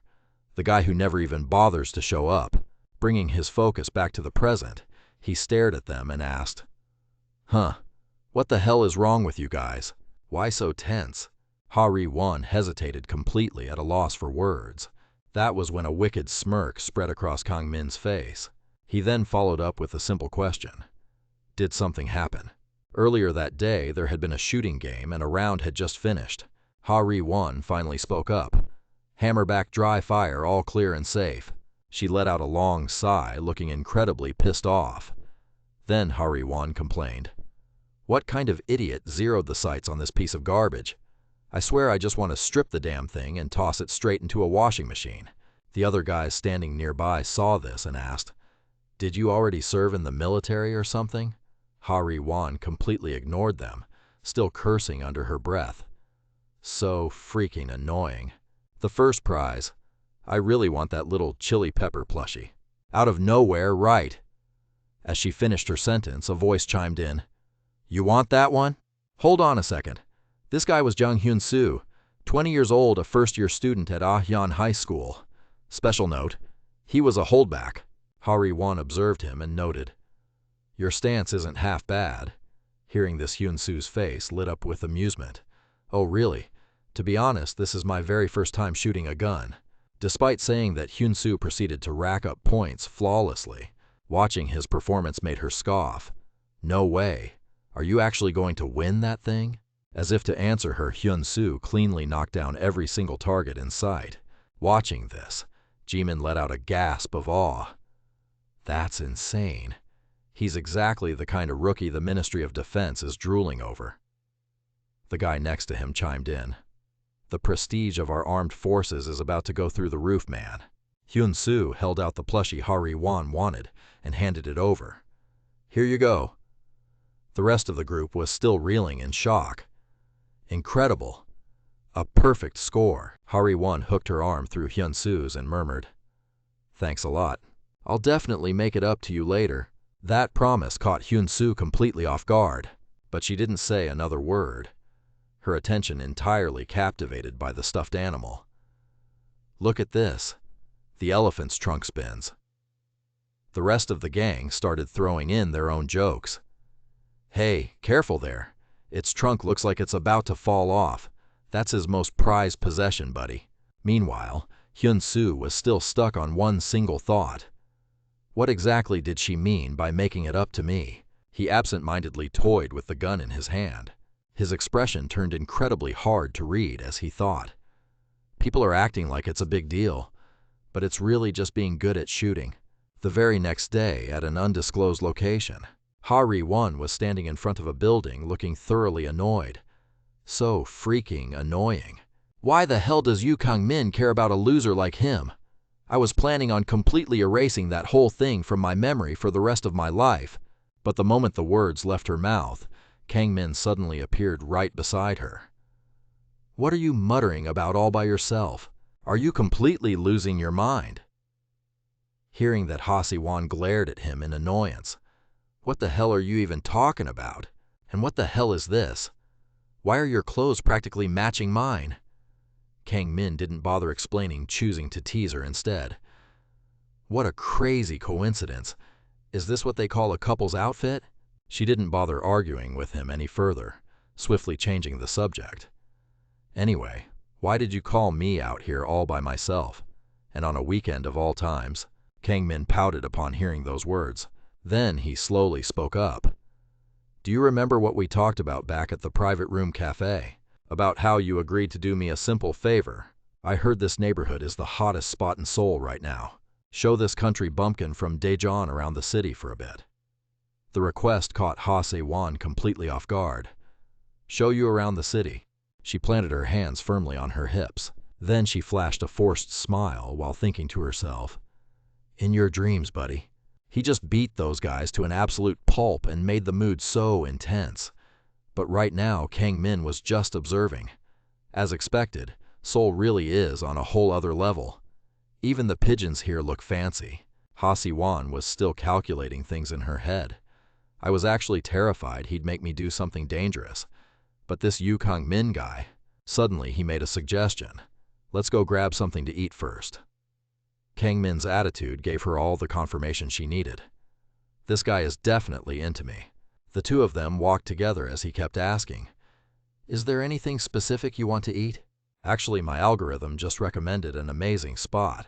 Little did they know there was a smartphone secretly snapping pictures of them. The stalker was hiding behind a concrete pillar. Kang-min and Ha-se-won arrived at a restaurant. Ha-se-won's voice echoed with disbelief. All right, I know this place is famous and all, but an 80-course meal. What, did you come here to play emperor or something? You've never actually been on a date with a girl before, have you? Your taste in restaurants is seriously terrible. Hearing that, Kang-min just replied in a soft voice, I'm sorry. The truth is, I've never really had any real friends before, so I honestly didn't know what normal people usually eat on occasions like this. His vulnerability completely won her over, and Ha-se-won responded with a deeply charming gaze. She placed a piece of food into Kang-min's bowl while thinking to herself, what the heck is he talking about? Now he's making me feel guilty. Just shut up and eat. I'm supposed to be on a diet right now. You know. If you bring me to a place this delicious, what am I supposed to do? This is so freaking good. Seeing her excitement, Kang-min's face lit up with the exact same expression. Right, I know, right? This fried iguana is an absolute masterpiece. Ha-se-won looked at him in sheer confusion. Fried what now? The stalker's phone was quickly filling up with photos of the two of them. Right then, Kang-min was gently wiping Ha-se-won's mouth. You've got a little something on your face. Meanwhile, over at a certain cafe, there was the silhouette of a fluffy sheep. Kang-min was actively trying to communicate with one of them. Wow, its cry is really something else. Ha-se-won was happily feeding them. Here, eat up. Oh my gosh, they are so gentle. What on earth are you doing? Kang-min simply replied. Did you just see the sheer disrespect on this alpaca's face? The stalker's phone screen captured Kang-min's ridiculous antics and Ha-se-won's utterly amused expression. This is freaking hilarious. Elsewhere, a large advertising banner was hanging up. Kang-min was taking in the event with a dead serious expression on his face. Just as I expected, modern art is truly profound. Standing right beside him, Ha-se-won read out the title. Excretion is not art. Kang-min studied the toilet bowl in front of him with intense scrutiny. Can you feel it too? Ha-se-won glanced at him. Feel what he delivered, his profound analysis. The emotions surging within me. They feel exactly like pressing a flush button. By the way, what was the name of this exhibition again? The person next to him quickly replied, the 2026 Bathroom Fixtures Expo. Later that night, outside an incredibly luxurious building, Ha-Se-won stood posing outside. Behind the camera, Kang-min innocently asked, "Exactly how much longer do I have to keep taking pictures of you?" Ha-Se-won let out a laugh and explained, "Until I'm satisfied with them, obviously." He stepped closer and showed her the screen. It says, "Your phone storage is completely full." Ha-Se-won was totally taken aback. "Wait, what? But I have 1,024 terabytes of storage on here." Yet another photo of them was secretly snapped. Meanwhile, Ha-Se-won was still confused. "Why on earth did you take so many photos?" Kang-min answered, with a dead serious expression. "Because you look like a national treasure that deserves to be recorded in the history books." The night was steadily growing darker, but the two of them still weren't ready to end their hangout. Kang-min finally spoke up. "Thanks to you, I've had an incredibly fun time today." Ha-Se-won smiled warmly. "I'm really glad to hear that." He looked at her clearly, not wanting the night to end. "I really don't want to call it a night just yet. Let's go for one last round at the shooting range before we head back." Ha-Se-won fell silent for a moment at that suggestion. The colorful targets came into her line of sight, but her mind was still lingering on her encounter with Hyo-soo and the way he showed off his shooting skills. Her silence did not escape Kang-min's notice. The stall owner smiled and handed over a gun. "Hit just 1 out of 10 shots and you will get a cute teddy bear right away." Kang-min heard that and asked in return, "Just 1 shot? That is way too easy." The owner kept tempting them. "This is the perfect gift for your girlfriend, kid." But deep down, the old man was mocking him. "Sorry, kid, but it is not that simple. I rigged it. The front sight of that gun is completely misaligned.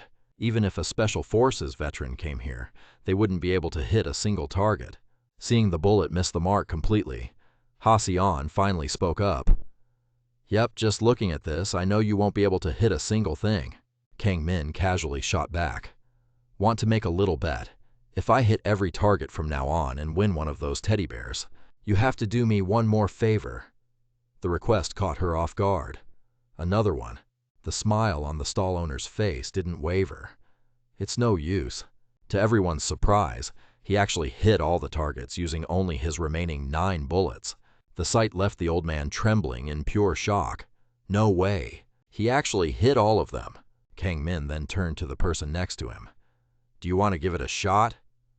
The stall owner clutched his head. "Is this kid some kind of top-tier professional assassin?" Ha-Se-won was curious. "But this is my first time playing this." He kindly guided her, pressing the gun firmly against her shoulder. Ha-Se-won quickly followed his lead. "Like this?" Their intimate moment was captured by that phone. As he leaned in closer, she replied, "Feeling a bit shy, I completely get it now." Later that night at a certain building, Ha-Se-won was holding the teddy bear in her hands with a look of pure disgust. "This thing is freaking ugly. I can't believe this piece of junk was the grand prize. And why is it so weirdly bouncy?" But her expression shifted immediately after. Ha-Se-won pulled out her phone, muttering to herself, "You Kang-min. I keep wondering what kind of favor he's going to ask for this time. Did he just want me to post our picture together on social media?" She let out a heavy sigh. As she walked, Ha-Se-won continued to grumble. The whole sightseeing in Seoul excuse was already way too obvious. But look at him using these painfully transparent tricks, wiping sauce off my mouth, taking pictures for me, and acting like such a nice guy with that goofy smile. Does he really think that stuff is going to make me fall for him? Ha-Se-won squeezed the plush toy tightly. Seriously? He's so damn annoying. However, right after that, a picture of the two of them was posted on her social media. Scrolling down, it was still the two of them. Scrolling a third time, it was still them. An automated voice chimed in, making her pause her scrolling. "5th floor. The doors are opening." Ha-Se-won froze when she saw someone waiting there. Standing right in front of her was none other than Hyo-soo. The hallway was pitch black without a single light on. Ha-Se-won backed into a corner, dropping her plush toy onto the floor. Hyo-soo reached out to touch her face and murmured, "It's dangerous to be out this late. You really need to start coming home earlier." Haseon tried to ask a question, but he cut her off. Why are you here? Hyun-soo spoke in a slow, deliberate tone. Haseon, this studio apartment of yours really brings back memories of the old days. This is the first time since that day, right? In the past, they used to have a great time together. Come on, cheers. Drink up. A group of people raised their glasses in the air. A few were already tipsy and starting to slur their words. Oh man, why is the booze as sweet as sugar water today? I could totally mix some rice in and slurp it down like soup. Haseon, sitting across from them, fired back. Cut the crap and pace yourselves. If any of you throw up in my apartment, you're dead meat. But her warning fell on deaf ears, as the rest of the group cheered wildly. Drink, drink, Hyun! So then lowered his voice. Don't worry, Haseon. I'll keep an eye on them for you. She just smiled at him. Maybe it's because you're older, but you really do seem reliable. Hyun-soo chuckled at her words. Of course I am. You can count on me. The empty liquor bottle sat in the corner of the room. As time passed and the drinks kept coming, the others got so drunk that they soon passed out. Haseon was no exception. Hyun-soo was lying right behind her. Suddenly he called out her name. Haseon, are you asleep? When he didn't get an answer from her, a strange look crossed his face. He asked one more time. You're asleep, aren't you? Right after that, a blood-curdling scream echoed through the apartment. The flashback ended there, and Hyun-soo continued his rant. Just because you reported me, my entire life was completely ruined. I was expelled from school, and even my own family disowned me. This is all your fault, Haseon. But the moment he finished speaking, she snapped right back at him. How the hell is any of this my fault? You disgusting predator. Hearing this, a bizarre look crossed Hyun-soo's face. I did that. Haseon stared at him in confusion. Hyun-soo let out a vicious growl. It was all you. You were the one who led me on first, sneakily touching me when no one was looking, and hinting that you'd give me a reward, always whispering sweet nothings to me, telling me how reliable I was. Because you liked me first. You seduced me like a scheming little fox. He kept ranting as he shoved his phone in her face. And today is no different. The only reason you posted that picture with another guy was to make me jealous, wasn't it? Haseon couldn't even process his twisted logic. What the hell are you talking about, Hyun? So just kept going. Is that why you think I went through all this trouble? Recreating exactly what we used to do and even went shooting. Haseon clenched her hands into tight fists. I've sat here listening to this absolute bullshit long enough. She viciously slapped Hyun-soo right across the face. Are you out of your damn mind? You are completely psychotic. Go back home and hold your mommy's hand. But before she could even finish her sentence, Hyun-soo pulled the trigger. He began to explain. Ever since that day, to prepare for the moment, I would finally see you again. I've been secretly filming myself and practicing everything I possibly could. And now, when I can finally show it all to you, I am literally shaking right now. Haseon was so terrified that she let out a piercing scream. But suddenly, a piece of cloth was jammed into her mouth.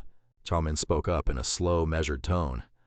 I didn't expect him to show up this fast, but it was definitely worth the effort to tail him all the way out here. Meanwhile, outside in the slums, a group of masked individuals were coordinating with each other. Did you get the pictures? They held up their phones to check. I've already posted all the photos we took sneaking those shots from a distance. And then a heavy sigh rang out. That bastard Yu Kong-min wasn't beating us half to death at the private cafe enough. Now he's making us do this stupid, petty crap too. The order given to their group was simple. Take a picture of us looking like a couple and post it on social media. We did it perfectly, so he won't beat us up again. Right. Ji-min-soo rubbed his head in confusion. I just don't get it. It's not like he actually has feelings for Choi Haseon. So why go through all this trouble just to do this? Meanwhile, on the other side, Kang-min spoke up. Jang Hyun-soo, I went through quite a bit of trouble tracking you down, but I didn't expect such a childish bait to actually work. Are you really that desperate? His condescending attitude left Hyun-soo temporarily speechless. He blurted out a question. Are you Haseon's boyfriend? Kang-min didn't hesitate to admit it. Obviously. What did you think I was her girlfriend? This piece of information hit him like a ton of bricks. Hyun-soo's eyes widened into a crazed smile. So that's how it is. Right after that, he fired his gun, Kang-min lazily remarked while dodging the bullet. No warning at all. You're just gonna shoot like that. Hyun-soo finally replied with a chilling tone. If you disappear, Choi Ha-seon will be mine. However, Kang-min had already gotten a hold of his gun. He easily snatched it away, questioning him. Do you really want Choi Ha-seon that badly? The room fell into absolute silence. Kang-min made him an offer. How about a little shooting bet, the winner gets the prize? He then casually added, just letting you know beforehand my gun. Kills instantly with just one shot. Chapter 5. A phone was placed right in front of Hyun-soo. Damn it, a camera test. He was furious when he saw it. Who the hell leaked my video? The Hyun-soo in the phone video was admiring himself. I look way more handsome from this angle. Was it that bastard who fixed my phone? No wonder he charged so little, that cheap piece of trash. I'm gonna put a bullet in his head. At this moment, the recruiter suddenly spoke up. It seems you haven't realized yet, have you? Your video is already completely famous. Hyun-soo glared at him and demanded, Who are you? Who the hell are you? The recruiter continued explaining. It's a huge trending topic online right now. To flirt with girls, you practiced and perfected every single move. He slowly listed out Hyun-soo's shameful acts, and then filmed it all yourself. Evaluating yourself on the bed. How perverted. And seeing how you even possess something this dangerous. You really are the perfect talent for creating a scandal. Hyun-soo finally snapped. Hey, answer my question. I just asked you who the hell you are. His bed was an absolute mess. The recruiter gave a simple explanation. The network. We provide stimulating content to the public to generate profit. And I'm the one who recruits talents just like you. With so much potential to cause a massive social scandal. Watching your actions has been truly impressive, Hyun-soo. Would you like to join us from now on? Back in the apartment, Kang-min was still questioning him. Do you really want Choi Ha-seon that badly? How about a little shooting bet, the winner gets her as a prize? Just letting you know beforehand my gun will take your life instantly with just a single shot. That declaration made Hyun-soo freeze in total silence. But when he finally spoke, his tone was incredibly sarcastic. Is that so? Hyun-soo pressed the barrel of Kang-min's gun against his own forehead and challenged him. Then shoot. But then he taunted. What's wrong? Too scared to pull the trigger. Kang-min didn't hesitate and immediately fired. Hyun-soo was knocked back, letting out a cry of pain. He clutched his face drenched in sweat while Kang-min wondered out loud. Well, that's weird. Why is this thing loaded with rubber bullets? The order clearly said live ammo. Didn't they mean real bullets? Hyun-soo finally regained his confident composure. Of course they'd never deliver real bullets. He shoved his hand into his pocket and pulled something out. Ah, damn it, he growled, glaring at Kang-min. This pisses me off so much. The moment he finished speaking, he fired instantly, but Kang-min easily dodged it. He glared back at his opponent and said, Too obvious. Hyun-soo immediately fired another shot. Kang-min finally got a good look at it and instantly went on high alert. Is that really a toy gun? He muttered an assessment. Kids definitely shouldn't be playing with this thing. Anyone can see this is the work of a pro. Don't tell me you built this yourself. Hyun-soo roared fiercely. Piss off and die! Kang-min dodged the bullets while closing the distance. The aiming precision was truly a work of art. Hyun-soo spat out a curse. Damn it. Meanwhile, Kang-min remarked, You've built up quite a criminal record with that gun, haven't you? And yet you haven't spent a single day in prison. He then voiced a suspicion. Could it be? Is there some organization backing you, the network? A mysterious organization, a massive criminal syndicate in South Korea. They use students scattered all across the country. Operating through multiple small factions, they work under a decentralized model. That makes uncovering the truth about this syndicate almost impossible. Even so, I have to find them. In his mind, Kang-min was recalling that mission brief. On it was a written note. Target the network. Status verifying. Because my primary target, the one I have to eliminate, is in there. Because that bastard is there.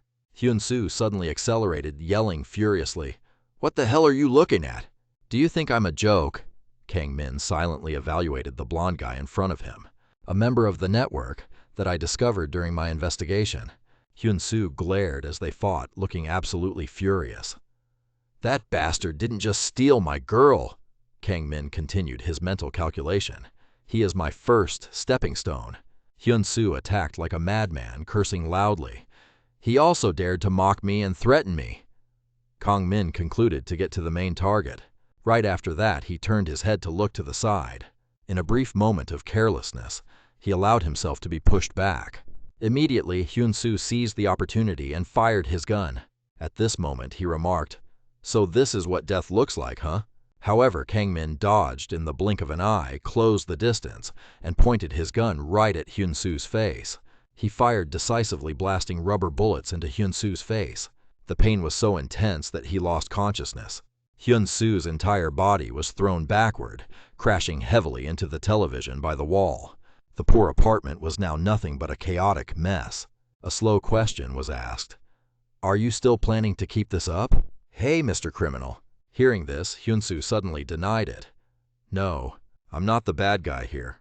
Earlier, inside a similar dark room, Hyun-soo stared at his phone and kept muttering, "Hassel, you wouldn't do that to me, right? You didn't block me, right? Below were strings of messages. Are you busy? Why aren't you reading my texts? Why won't you answer my calls either?" "Call me back," Hyun-soo cursed angrily. "Damn it, this is all wrong." He recalled the moments she took the initiative. "You told me it looked so cool. Holding a gun, you said I looked so cool. I practiced so hard for this." Back in the present, Hyun-soo used that as his excuse. "I'm just a victim, betrayed by love." Kang Min slowly took a sip of his soda and remarked, "A victim, huh? That's a creative way to look at it."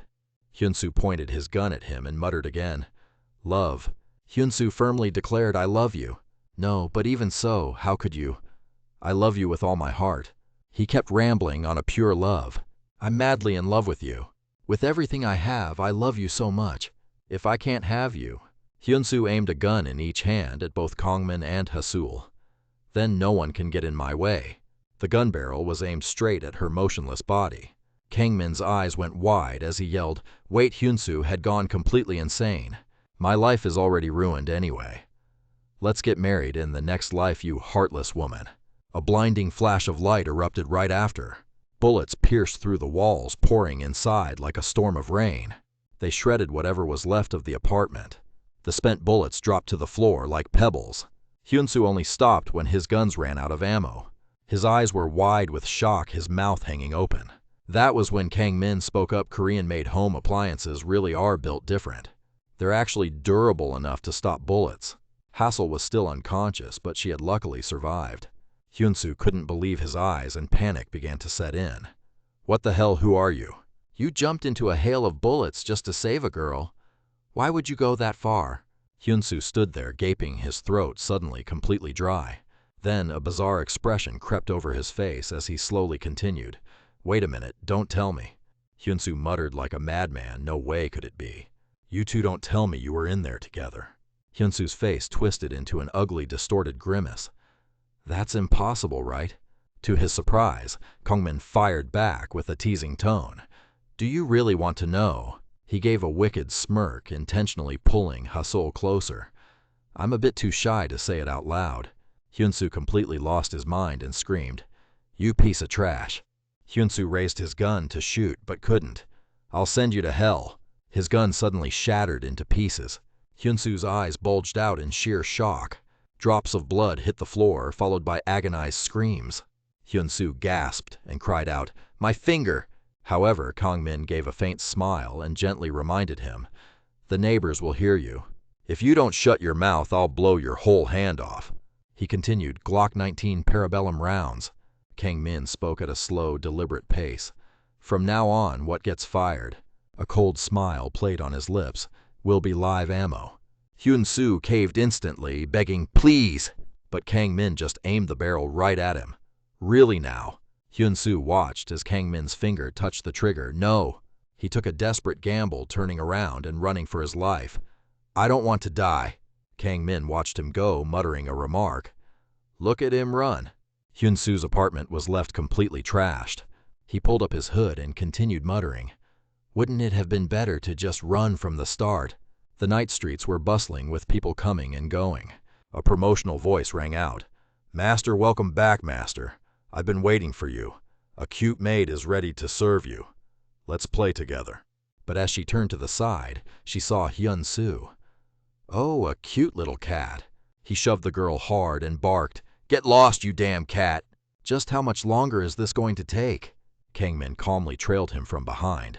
Seeing his dark, relentless expression, Hyun-soo demanded, "How long are you going to keep chasing me?" Hyun-soo continued to run away while screaming, "What did I even do?" He threw the question out there. What did I do wrong? He was still running for his life. "If anyone's at fault, I'm just a victim who got used by some bitch. So why the hell are you taking your anger out on me?" All this noise was getting on Kangmin's nerves. "You still have plenty of energy left, don't you? Thanks to that, we got here a lot faster than expected." He started tapping on his phone. "Let's get this started, shall we?" Hyun-soo sprinted toward a massive building. Out of nowhere, the building's giant screen suddenly broadcasted his image. Hyun-soo's eyes went wide, utterly unable to believe the sight. The Hyun-soo on the giant screen spoke up. "This is so weird." Kang-min tilted his head up and remarked, "An electronic billboard, huh?" The Hyun-soo on the screen continued, "Is this posture wrong?" The pedestrians on the street started getting drawn in. "What's with that plucked chicken? Is this a commercial for a men's health clinic?" For an ad like that, they ruthlessly judged him. It's way too small. Hyun-soo was brutally humiliated. "You bastard!" He covered his junk while yelling back, "It's not like that, you assholes. It's not small at all. I just wasn't feeling well that day." To his surprise, Kangmin just cracked a smile. Hyun-soo glared at him and instantly pieced it together. "Don't tell me it's because of that." He stared at the phone in Kangmin's hand. "You did this." The traffic light had only 2 seconds of green left. The moment those 2 seconds ended, it snapped to red. Hyun-soo accelerated, lunging straight at Kangmin. "Take that video down right now." But he slammed into something. The truck kept on driving while Hyun-soo's body was sent flying high into the air. The pedestrians couldn't believe their eyes. The Hyun-soo on the big screen suddenly chimed in. What's going on? Why did he just die out of nowhere?" The question perfectly matched the current situation. Did he seriously just die? The crowd around them began to panic in a frenzy. "Wait, is he dead?" Kangmin coldly turned and walked away. "I definitely didn't plan for it to end like this." His eyes held not a single ounce of pity. "Oh well, consider it well-deserved karma." The bystanders were still screaming in a panic. "Medic! Someone call 119!" Another new day began at school. The news spread like wildfire. "Hey, did you hear the news? That bastard Jang Hyun-soo. I heard he got run over by a truck." Ji-min casually chimed in. "Yeah, I saw it. It's blowing up all over social media. He's literally the most talked about person in the entire country right now." A news clip was playing on a phone. "This guy has completely lost his mind." The other kids excitedly gossiped. "Our school finally produced a celebrity. He'd probably get a round of applause just for taking a dump." But Hari wasn't fazed by the chatter at all. "Quite the opposite, actually, you idiots," she muttered to herself. "Why did he have to get hit by a truck on the exact same day he came to my house? Ugh, it's so annoying. Gives me the creeps. And why does my head hurt so damn much? My temples are throbbing. I can't even remember what happened yesterday. It's like temporary amnesia. I remember that bastard showing up and then I screamed. Did I pass out after that?" Kangmin's voice echoed in her memory. "Korean home appliances really are top tier. They're actually sturdy enough to stop a bullet." It felt like his voice was slowly fading away. Hari then continued her train of thought. "And I'm pretty sure I heard Yu Kang-min's voice too." Hari's vision slowly began to clear up, and a blurry figure came into view. The person noticed that she was awake and approached her saying, "Oh, you're up? Your place is a bit of a mess, but don't worry. I'm cleaning it up right now." The blurry, indistinct face of the recruiter was the very last thing Hari saw. He brought a cloth close to her face, sweeping away her memories right along with it. Back in the present, she was still completely lost in confusion. Hari glanced around the room and muttered to herself, "This is such a weird feeling." Night once again fell over the city. Kang Min was currently walking through a desolate, abandoned area. He let out a heavy sigh and grumbled in annoyance. Why the hell isn't there a single convenience store willing to sell me cigarettes? Why did my character setting have to be 17 years old? I should have just begged them to make me a 24-year-old who had already finished his military service. Now I'm forced to quit smoking for 3 whole years, and to top it all off, I have to go through military conscription all over again. Suddenly a voice called out from behind him. "It is a pleasure to meet you." The person standing before him was the recruiter. "Mr. Yu Kang-min." He clicked his tongue in annoyance at the sight of the man. A shady old guy approaching a high school student in the dark. The recruiter replied at a measured pace. "I sincerely apologize if I've made you uncomfortable. The hacking incident on the electronic billboards downtown last night." He held out a card. It was truly impressive. Stamped on the card was the insignia of an organization. "We are a syndicate known as the Network." The corners of Kang Min's mouth curled into a smirk. Just as I predicted. When an incident involving one of their own members escalates into a massive problem, they'd have absolutely no choice but to pay attention to me. The recruiter let out a dry chuckle and calmly continued. "We are currently scouting for talents capable of manufacturing high-profile scandals."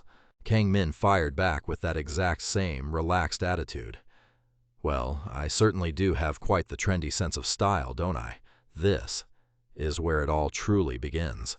Infiltrating one of the network's core syndicate branches as a low-ranking grunt, and ruthlessly climbing my way up from the very bottom, just to get close to the main target. That would be the standard textbook method."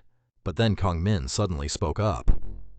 "In a core branch like yours, the role of a scout is usually a position strictly held by someone of high rank, which means you have a direct line of communication with the boss, or at the very least you're part of their inner circle." Hearing this, the recruiter furrowed his brow and asked, "What are you suddenly babbling about, Wei?" Kang Min suddenly whipped out an item and aimed it right at him. "Take me to them." He leveled his gun straight at the recruiter and demanded to be taken directly to his boss. Inside a classically decorated room stood carefully arranged flower vases.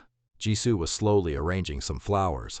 A voice suddenly called out from behind hibiscus. The person explained the flower's meaning according to ancient texts, known as the Hawaiian hibiscus. His tone was heavily sarcastic. "Its meaning is a plump, juicy butt." Hearing this, Jisoo immediately fired back. Since when did it ever mean that? He seemed a bit surprised by her response. "What ChatGPT told me so." Jisoo glared at him, but more importantly, she reached out for the scissors on the table and decisively threw them at the man who had just hopped the fence to break into a woman's house. She then remarked, "You really have some weird hobbies."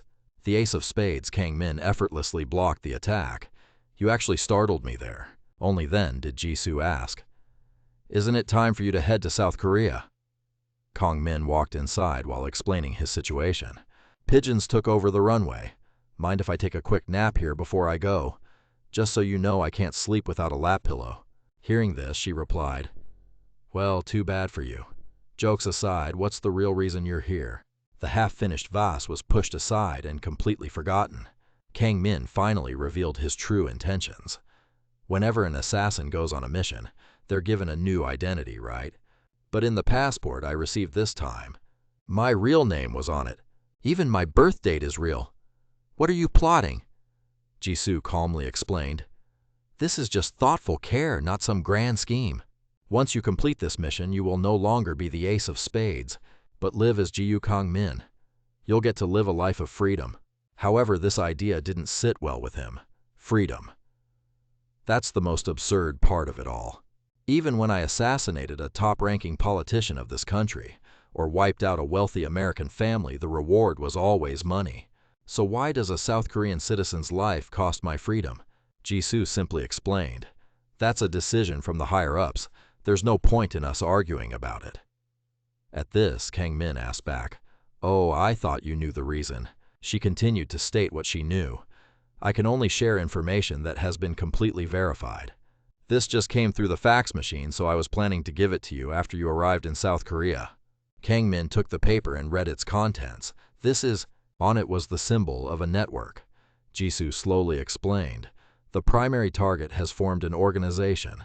This organization operates as an incredibly tight-knit cell, so we've only managed to identify a few of its members. Your first objective is to approach one of them. Hearing this, Kang-min questioned, "Are they all still students? You want me to play house with a bunch of kids?" But as soon as he finished speaking, Jisoo warned him, "Don't jump to conclusions too soon.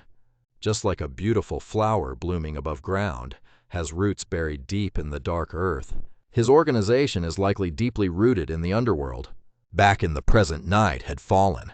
Kang-min aimed his gun at the recruiter, demanding, "Take me there." He even specified the exact location, "To your boss." The recruiter stayed silent for a moment, but then he replied with the most stoic expression possible, "That is impossible. Threatening me is useless." This statement made Kang-min highly skeptical. "Is that so?" And to prove his point, he flashed a bright smile and pulled the trigger. "I'm not threatening you." The recruiter's eyes went wide with shock. He slowly voiced his confusion. "What are you doing?" With that toy gun." His reaction left Kang-min a bit disappointed. "You're not scared?" The recruiter explained simply. "Oh, I was startled, all right. Startled that a 17-year-old kid is carrying around a toy." Kang-min asked without missing a beat. "How did you know it was a toy?" He replied in a flat tone. "I'm not sure what you mean. How could a high schooler in Korea possibly own a real gun? But since you asked, I'll give you a simple answer. A real gun? The cheap paint job, the distinct sound of a toy spring the plastic scraping on the trigger." Kang-min cut him off abruptly. "You said you'd keep it simple." The streetlights barely cast enough of a glow to see the surroundings. The recruiter raised another question. "Can I ask you something too?" He spoke slowly. "What is your goal?" "In approaching our network." Kang-min's eyes went wide as his intentions were exposed. He stepped back and shot back. "Hey, you're giving me the creeps. Why are you whispering in my ear all of a sudden? You're the one who approached me first, and we're right in front of my house." Hearing this, the recruiter could only agree. "Ah, fair point." The overhead light didn't flicker as he set a time. "Tomorrow at 2 in the afternoon. I'll be waiting at the address on that business card." However, the recruiter then added one last thing. "But it's strange. That was clearly a toy gun, yet I still smell gunpowder." Kang-min watched him cautiously. Did he notice? That guy? He's no ordinary dealer. Staring at the recruiter's retreating back, he came to a conclusion. The man was an assassin. There wasn't a single light on in the house. The only source of light spilled out from behind the closet. A single school uniform hung on the closet. From behind it, a voice rang out. "Just as we predicted, he's made contact." The voice was coming from the computer. The network. An organization that uses minors to commit social crimes and profits off them. Inside this room were all sorts of clothes. The walls were covered in pinned documents. The voice from the computer sounded urgent. "That's absolutely impossible," Kang-min replied without missing a beat. "They lie so effortlessly, without even breaking a sweat." A question was raised. "Did you write Yu Kang-min's profile to make him look like an idiot?" The voice immediately denied it. "No, of course not," followed by an explanation. "They masquerade as an illegal gang made up entirely of students, but in reality they're a massive underworld crime syndicate.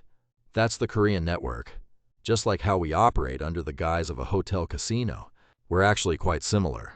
To operate in a safe country like Korea, they absolutely need minors as shields to bypass the authorities. There's still so much we don't know about them." At this moment, Kang-min offered a guess. Maybe they really are the Bratva. A Korean branch of the Bratva, or at least a group worthy of the name. "I didn't expect you to catch their attention so quickly." Kang-min suddenly shot that down. "No, it's not like that. Even after using all the intel we have to investigate, analyze, and draw conclusions." A solid black photo hung on the wall. Kang-min continued with a hint of frustration. "I still haven't been able to get close to the main target. The target you need to take down this time is Lee San. To get close to him, I need things to move a whole lot faster." The toy was split in two, and its face looked exactly like Hyun-soo. If only that guy hadn't been hit by a car, I could have squeezed a lot more intel out of him. A new day began with the morning television already broadcasting last night's news. The electronic billboard at the Hongdae intersection was hacked, and an illegal video was broadcast to the public. The police are trying to track down the hacker, but the investigation has hit a dead end. A weak voice rang out. Have they still not caught him? Miraculously, Hyun-soo had managed to survive. Those useless cops. It's all because of that damn hacker that an innocent victim like me got dragged into this mess. Lee-san just smiled and remarked, "Quite an entertaining little incident, isn't it?" His remark only rubbed Hyun-soo the wrong way. "Shut your mouth. There's nothing funny about this." Lee-san continued his interrogation. Why would that hacker do such a thing? But he just snapped back. How the hell should I know what that psycho was thinking? He wasn't just some ordinary hacker. He had a real gun. This caught Lee-san a bit off guard. A gun. This isn't America. Where would he even get a gun? Hyun-soo just screamed, "I don't know." A faint smile crept onto the other man's lips, and then Lee-san slowly stated, "You really don't know anything at all, do you?" And here I was hoping I could squeeze at least a little bit of useful intel out of you. His tone made Hyun-soo panic. "What are you talking about? Why are you suddenly saying that?" The man spoke as he injected a strange red liquid into Hyun-soo's IV drip. "Since you've only just come of age, your little role in this play ends right here." Hyun-soo still didn't understand what was happening.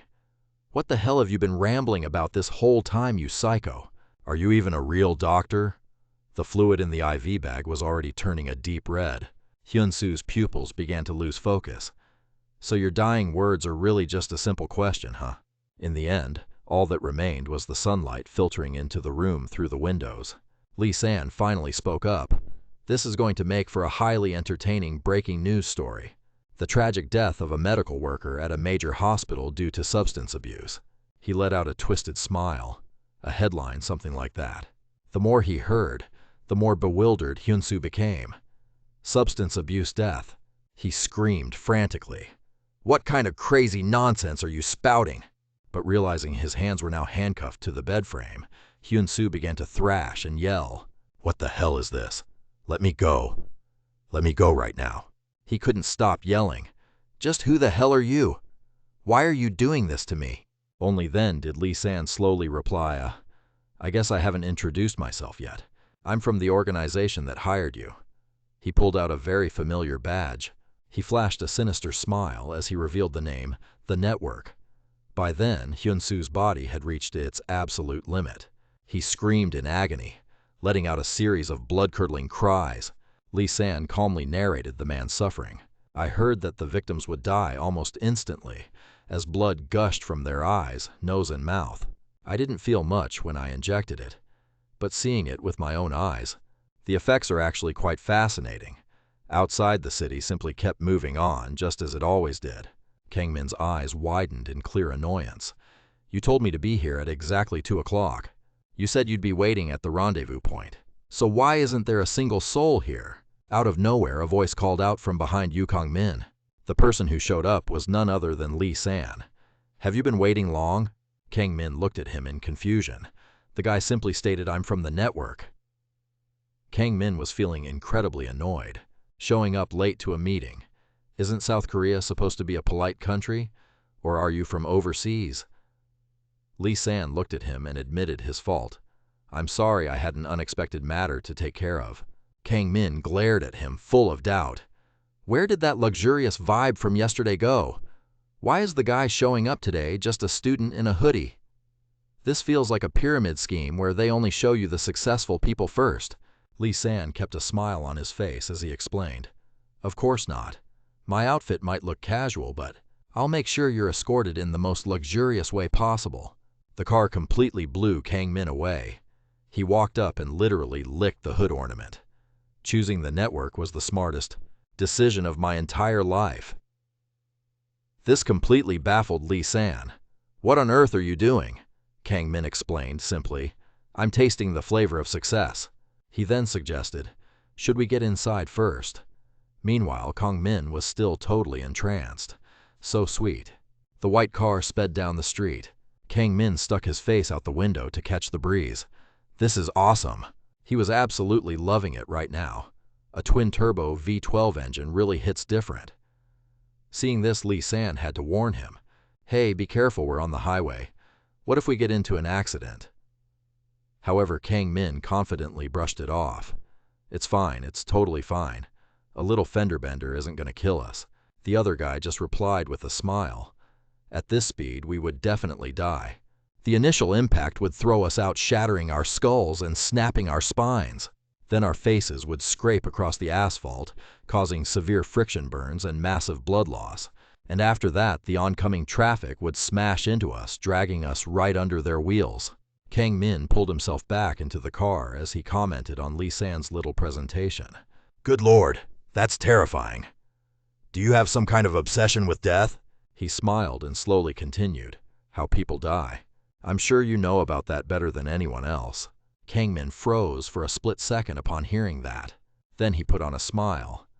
That's scary. How would I know anything about stuff like that? Hearing this, Lee San just mocked him. Your acting skills are even worse than I thought. His identity was exposed just like that a member of the Ashley gang. Kang Min froze, unable to form a response. He slowly turned his head to look at the guy, and a simple question slipped out. What was that? Kang Min glared at him intently. What did you just say? Lee San was checking his watch as he spoke up. Should I introduce myself first? Nice to meet you. I'm exactly the guy you've been desperately looking for. His eyes flashed a crimson red as he stated his name, Lee San. The recruiter walked over and reported, It's all been taken care of. Recalling the guy's words, he recounted the incident at the studio apartment last night, the reckless actions of an underage member. All items were dumped into the recycling bin. Any property damage that occurred during the process, fingerprints, bloodstained security camera footage, and all filed complaints. I made them all disappear. Lee San looked at the photo while listening. As for the female witness, she showed no signs of external injuries, so we handled it with a memory erasure drug. The corners of his mouth unconsciously curled up. In a scene with bullets flying everywhere like that, and she didn't get a single external injury. Saying this, Lee San handed the photo back.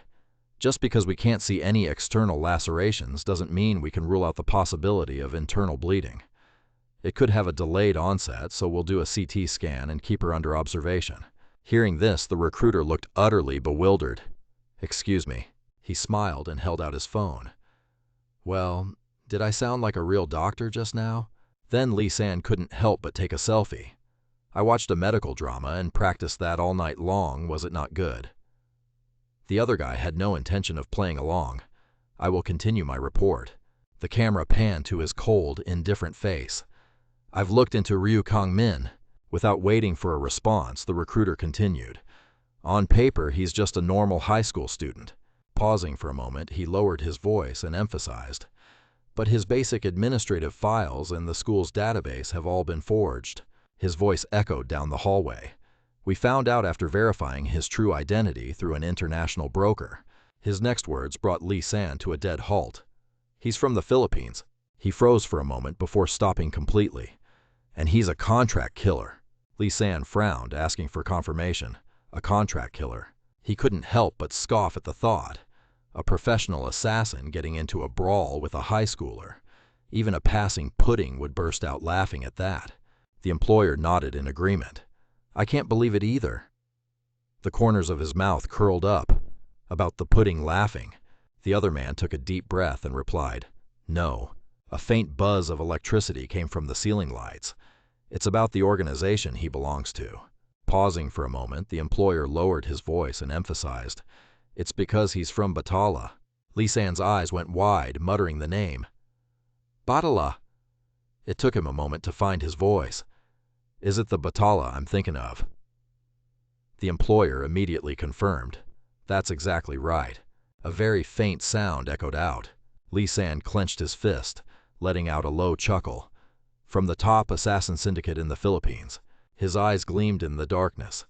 I guess I'll have to go meet him and ask for an autograph. The car sped rapidly down the road. As the seconds ticked by, Lee San's voice rang out again. It's a pleasure to meet you. He smiled, reaching his hand forward. I am Lee San. Kang Min's eyes went wide with pure terror. His face instantly darkened Lee San. He immediately recalled Jisoo's words. The target's name is Lee San, a South Korean national. She had then handed him a piece of paper with all the details currently residing in this district. The more he thought about it, the more disbelief washed over Kang Min. His lips trembled, unable to form a word. His hands clenched so tightly at his sides that his veins bulged. Just then, Lee San suddenly leaned in. I should just kill him right here, right now. Is that what you're thinking? He then slowly pulled back. Let's think about this, logically, shall we? Kang Min turned his head, glancing out the window. When going to meet a killer from Batala, did you really think I'd show up completely unprepared? The loud roar of car engines echoed in his ears. Of course. They were completely boxed in by other vehicles. I brought a few friends along. He let out a cold smirk and warned him. It would be best if you didn't try anything stupid. He reached up slowly, pulling his shirt open. Branded right over his left chest was an ace of spades. Kang Min's eyes went wide in brief shock, but quickly his expression returned to its usual cold indifference. After a long silence, he smirked and muttered, Well, this sucks. Meanwhile, at a cafe right in the heart of the city, a file folder was slapped onto the table. I'm sure they've figured it out by now. The girl crossed her legs and smiled. I deliberately did a sloppy job forging that identity, exactly like you asked. Pausing for a moment, she tilted her head and whispered, But are you absolutely sure about this? The Batala hotel casino dealers and baccarat agents. The woman sitting across from her picked up her coffee cup. Always make sure a fake identity is absolutely flawless, that's what you taught me. She then shot a glance over at Jisoo Right Boss. Unable to hold back her curiosity, the girl asked, Why on earth would you intentionally leave such obvious flaws? Are you just looking for an excuse to kill off someone annoying? She slowly replied, Of course not. Jisoo let out a soft sigh and continued, If he wants to infiltrate deep into their organization in the shortest amount of time, he has to expose himself first. Taking a sip of her coffee, she emphasized, That was Ashley's decision. Hearing this, Parker nodded with a look of anticipation. So he's making them curious enough to come looking for him. Well, that makes perfect sense. White clouds drifted lazily across the deep blue sky. Parker continued to wonder, but what happens next? Imagine a swarm of ants rushing toward a sugar cube. If they find out their target is Lee San, do you think they'll just sit still? He'll either wind up dead or torn to shreds. It's one of the two. This time, Jisoo remained completely silent. A moment later, she suddenly asked, Do you know how to fool someone perfectly? The corners of Parker's mouth slowly curled up. A honey trap. She slowly scooped up a sugar cube. One spoonful of lies mixed into the truth. The water in front of them remained perfectly still. You just need to stir in 1 spoonful of lies, then drop the sugar cube right into 100% purity. On the other side, the car kept rolling down the road. Lee San didn't hesitate to reveal it. I actually know everything already. The reason you came to South Korea under a fake identity. Speaking of which, he leaned in and whispered, You're being hunted by Batala, aren't you? After saying that, Lee San leaned back, feigning concern. I know freedom is wonderful, but betraying the organization and running away, isn't that a bit too reckless? Kang Min's expression remained as gloomy as before. Then he turned away and let out an annoyed sigh. Something happened that makes my blood boil just thinking about it. Hearing that piqued his interest. What happened? I'm so curious, you have to tell me. The stage was perfectly set. Now all I have to do is mix a spoonful of lies into the truth. Dark clouds slowly covered the sun. I'll take the events of my life and reconstruct them into a brand new script. Then Kang Min let out a calm breath. Where should I even begin? He recalled Manuel's figure before he left. After my final mission to take out a congressman, I was promised I could retire. 2 tickets were prepared and ready. I thought I could finally return to South Korea and enjoy my freedom. He remembered the time he was ambushed by Mao Kwong, but a member of the organization who was already waiting in South Korea came to kill me. Kang Min propped his chin on his hand, staring boredly out the window. Batala never intended to let me go in the first place. The other man pulled something up. So you're on the run. Lee San acted as if he genuinely cared. Then shouldn't you be hiding somewhere no one can find you? A food cabinet appeared right in front of them.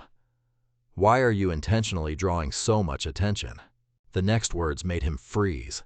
Because that was the only way to get a reaction out of you. Kang Min turned around and reached toward the cabinet. They say if you want to hide a dog, you should hide it in a pet cafe, right? Lee San watched in silence as he held the cake. Sooner or later, Batala will find a way to kill me. I need something to protect myself from them. A spoon was already laid out on top. Then Kang Min smiled and offered it to him. Guarantee my safety, and in return I'll work for you. The hands of the clock quietly ticked by minute after minute. Lee San took the cake but couldn't help wondering. Aren't you asking for too much from an organization made up entirely of students? He casually replied, What, did I come to the wrong place? Kang Min's eyes darkened for a split second. The network, I know. At that moment, he slammed the spoon down as a group of contract killers. Jisoo gently stirred the water in her cup. The underage members are just a distraction. She then slowly savored the flavor. They're just a disposable smokescreen to cover up the murders. Parker, sitting across from her, quickly chimed in. So I'm guessing Kang Min's death, a group of teenagers hijacking a bus to go buy fast food. Will it just get buried under headlines like that? The other person sighed heavily. I hate to break it to you, but that's not going to happen. Hearing that only made her more intrigued. Where is all this confidence coming from? Jisoo suddenly stopped what she was doing. Do you really need a reason? Then she tilted her head and smiled. I am Ashley. The car kept cruising steadily along the road. The corners of Lee San's mouth slowly curled up. The ace of spades of Batala joining the network. Kang Min stayed quiet, making no attempt to argue. That's definitely a sweet offer. Pausing for a moment, he brought the piece of cake to his mouth. But I'll have to pass. I've had enough sweets for now. The next question caught his attention. Eating too much sugar gives you cavities, right? And I am absolutely terrified of the dentist. Lee San's voice echoed through the car. Who can ever predict what will happen, right? His voice blended with the hum of the engine. There could be lies mixed into what you have told me, or maybe you approached us with some hidden motive. At that moment, Lee San smiled and turned to him. Just like the half-eaten cake in his hands, it was a poisoned chalice. The man was about to end the conversation. This was fun, but let's part ways here. But he was cut off by a sudden laugh, leaving Lee San completely stunned. Kang Min leaned back comfortably in his seat.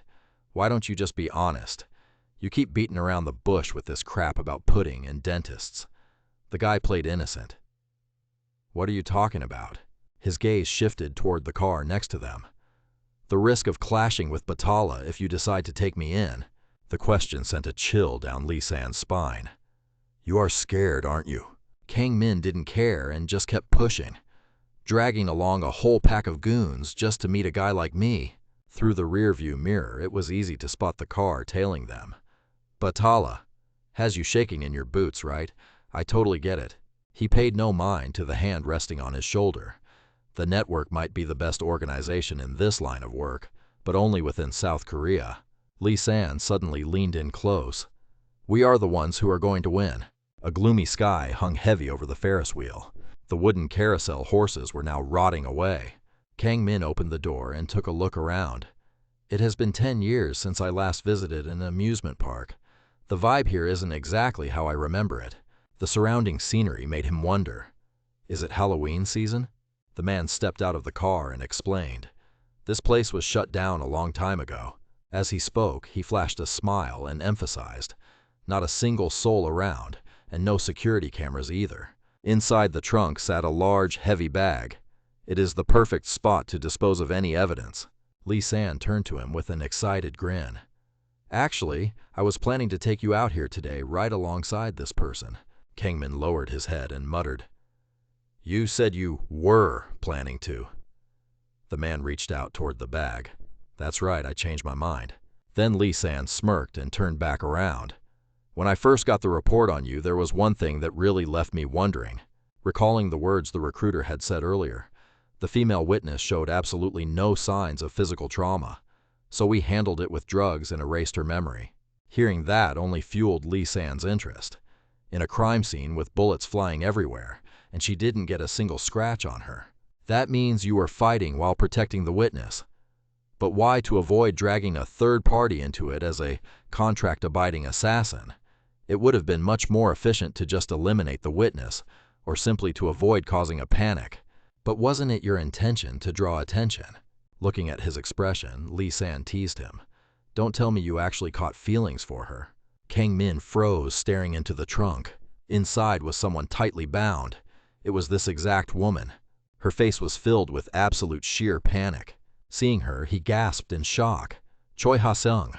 It took a moment before Kang Min could finally ask, "What the hell is this?" Lee San smiled, following his gaze. "This," his voice echoed through the gloomy space. "I wanted to see if you are really a valuable talent, and whether you truly are the Ace of Spades of Batala. I needed to confirm it for myself." He was just about to speak up. "No, I mean," but Lee San's laugh cut him off. A spoon was thrust in front of his face. "Take a massive scoop out of that pudding jar." His mouth twisted into a sick smile. "Do it, and I will let you join us."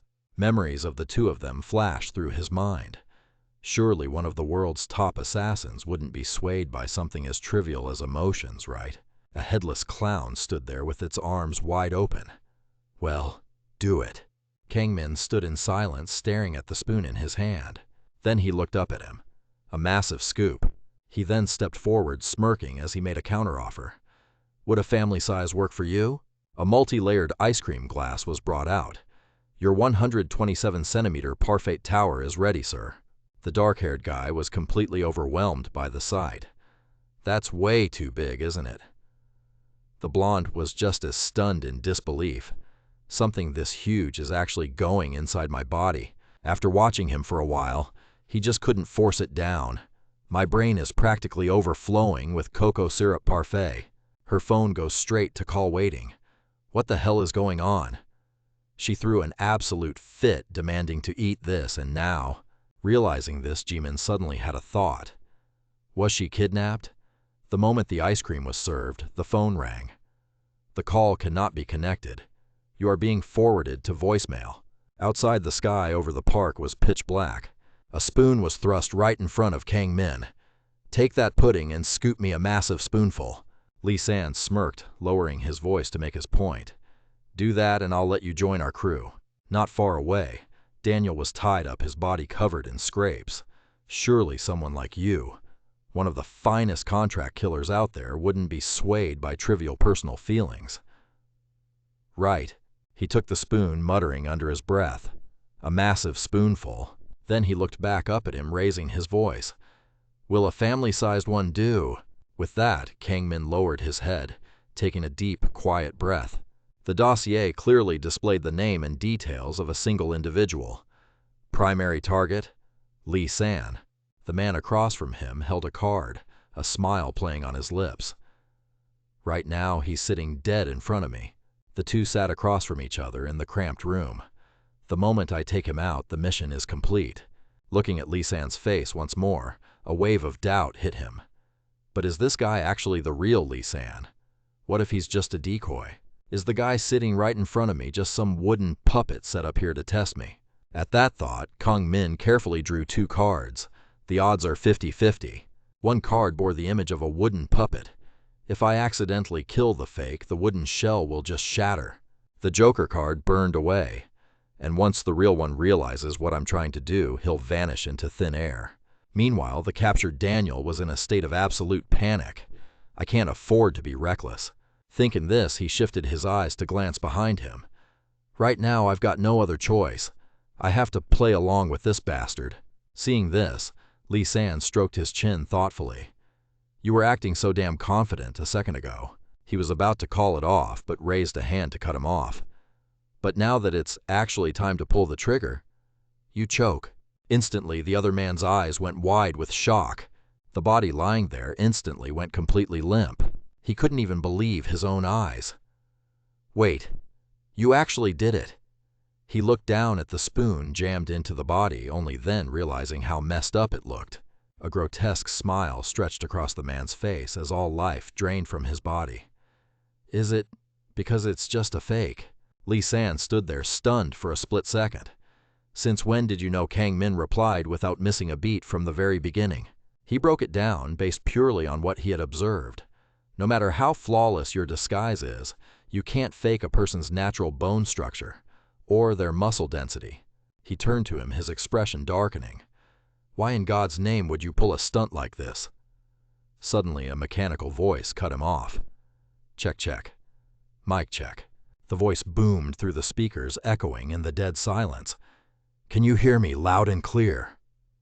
Kong Min flinched, looking frantically to his side. "What the hell? Where did he go?" The sound was coming from a set of speakers set up nearby. "I went through all the trouble of preparing this little surprise for you. So it's a real letdown that your reaction is this boring." He slowly walked over to the speakers. "That's right. That guy was just a fake, dressed up to look exactly like your friend." A sudden rustling behind him caught Kang Min's attention. A member of the syndicate. A contract killer. The man behind him was already standing at his full height, or more accurately, a former member of the syndicate. Without hesitation, Daniel ripped the mask off the traitor's face. For a brief moment, dead silence fell over the room once again. His hand gripped the iron chains, slowly coiling them up. "You went through a lot of trouble to track me down after I betrayed you. And I just kept wondering why the hell you'd make me do this." He paused, letting out a dry, mocking chuckle. "So it turns out it was just a surprise party all along. It was Daniel, the traitor." Seeing this, he furrowed his brow in pure annoyance. "A traitor? Am I just being paranoid, or is all of this completely intentional?" The voice over the speaker suddenly spiked in pitch. "Just as expected, you caught on pretty fast." Both men stayed silent, waiting to hear what he'd say next. "The one thing you two have in common is that you're both on the verge of being permanently eliminated by the organization." But his next words instantly sparked Daniel's interest. "So I've generously prepared a second chance for the loser." Lee San, standing in the back, was eagerly waiting to see how this would play out. "Fight it out in a battle to the death. I'll only be accepting the last man standing into our crew." He paused for a dramatic second before shouting at the top of his lungs, "All right then. Let the games begin." Instantly, the heavy iron chain shot straight for the back of his neck. Right now, with just a single crushing strike, the car was cleaved right in two. With the deed done, he pulled back his hand and muttered in sheer delight, "What an absolutely gorgeous view." Daniel gazed at the shattered wreckage with utter satisfaction. Perfect bilateral symmetry. A breathtaking silhouette. His manic voice echoed through the air. "It is truly a work of art. It makes for the perfect backdrop for my masterpiece, wouldn't you agree?" Kang Min, having barely dodged the attack, scoffed in confusion. "What the hell are you blabbering about?" Out of nowhere, Daniel appeared right behind him, gripping a heavy iron chain. The chain smashed brutally into the ground. "Whenever I end a life, I act as the artist who transcends them into a masterpiece." Daniel slowly scanned the dust for his prey. "I offer my creations to the realm of art. I elevate the flesh of my targets into a higher dimensional existence, and present them to the world." Meanwhile, Kang Min struggled to keep his footing amidst the rubble. "I can still picture my latest piece vividly. The color saturation was incredibly vibrant." As he spoke, his twisted obsession bled through. "I used the target's own family as the surrounding garnish." Hearing this, Kang Min's expression darkened. "So dragging innocent bystanders into your hits isn't enough for you.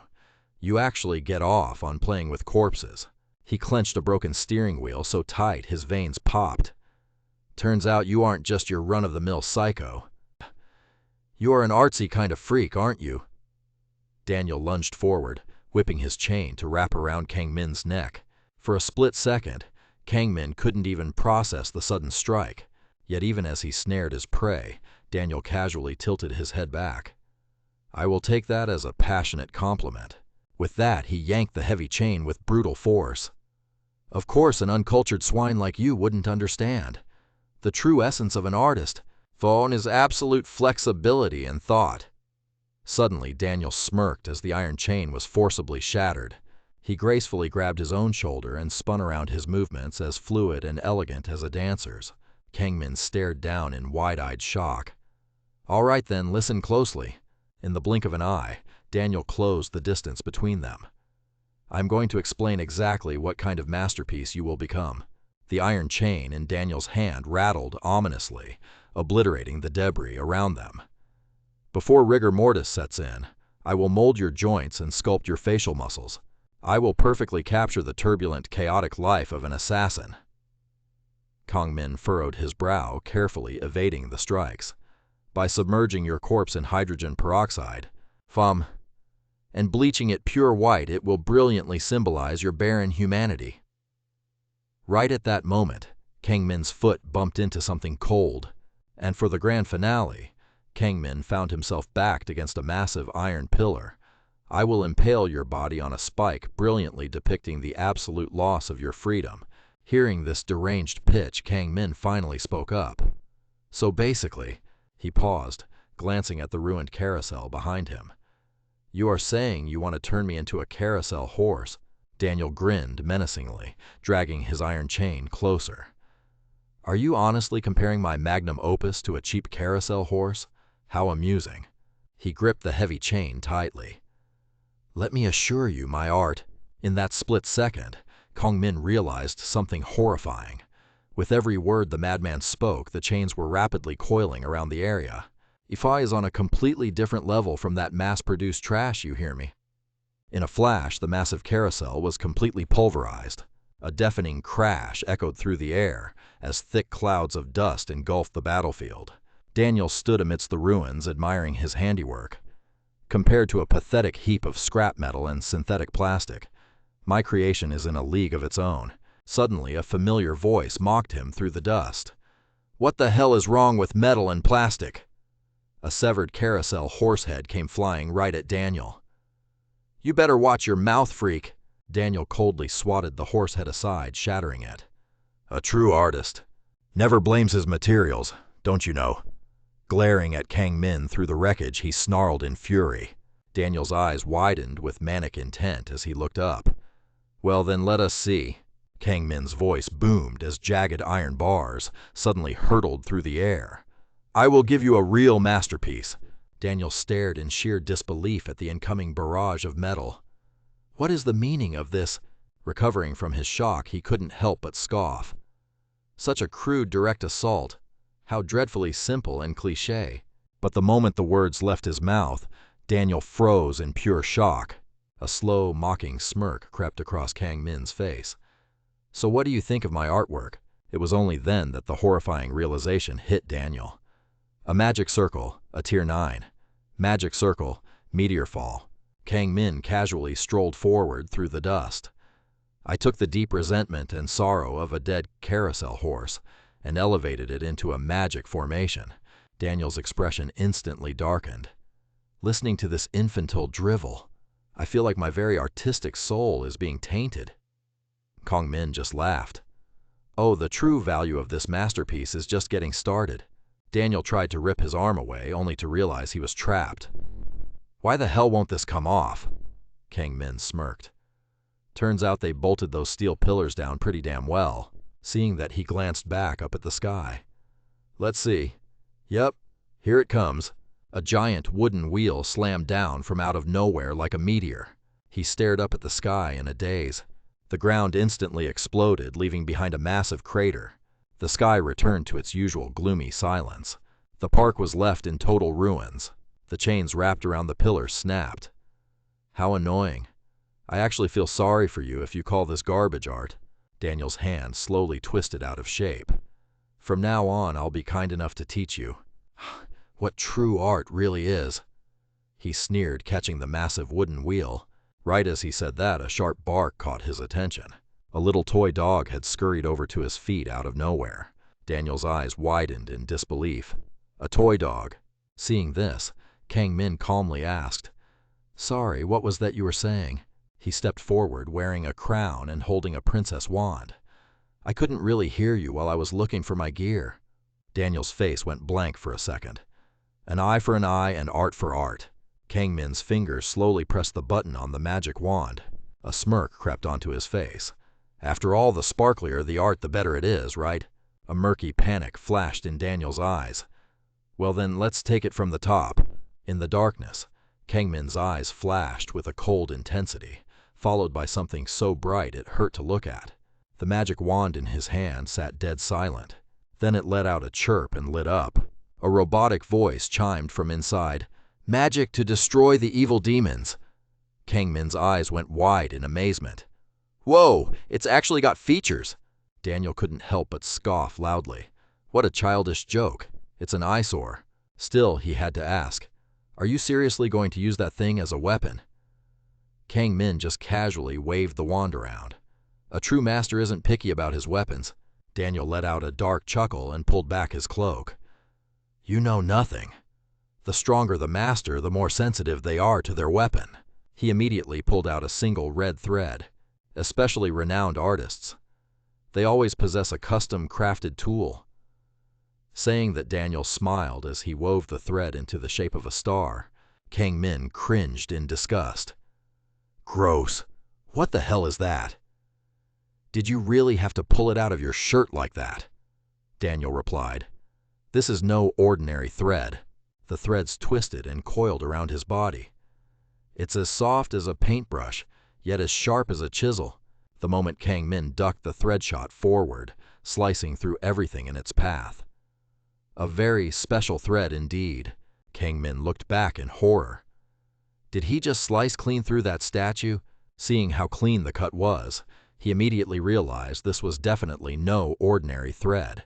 A shadow fell over his face. Hold on a second. Daniel's thread was already right in front of his eyes. Next, I will carve you. Just then, the magic wand chimed again. Magical! A stream of bubbles shot out. Prism heart bubbles. Daniel threw his head back and screamed in a blind rage. The bubbles got in my eyes. Seeing that, a smug smirk crossed Kang Min's face. It actually does that. The wand chimed again. Let's wipe out the evil demons with holy bubbles. Daniel gritted his teeth, wiping the soapy water from his face. Filthy! He forced his eyes open and glared ahead. How dare you ruin my skin with cheap chemicals?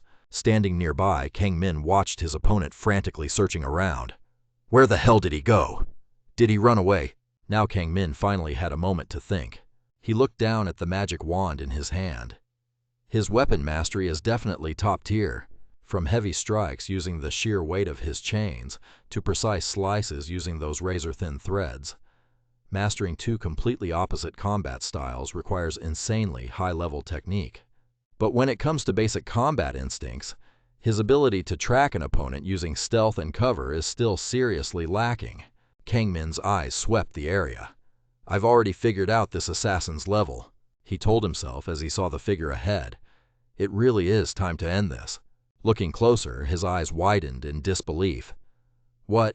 Are those just stuffed bears tied together? What in the world is this? A red thread slowly looped over his shoulder. Kang Min didn't notice the movement behind him. Was that thing always there? Just then, Daniel appeared out of nowhere. Calling it an eyesore is a bit harsh, don't you think? He quickly spun around. The staff in his hand was instantly sliced in two.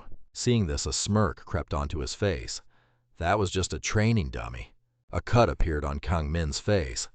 It was only a tool to help me create my true masterpiece. Daniel was about to keep rambling. Soon your corpse will... But a voice suddenly rang out, interrupting his finishing move. The ear-piercing sound dragged on. Demon slumber magic all in a single shot. He looked frantically around. Where is that sound coming from? Before he could even finish, a magic staff poked out from behind him. Silent prism guillotine.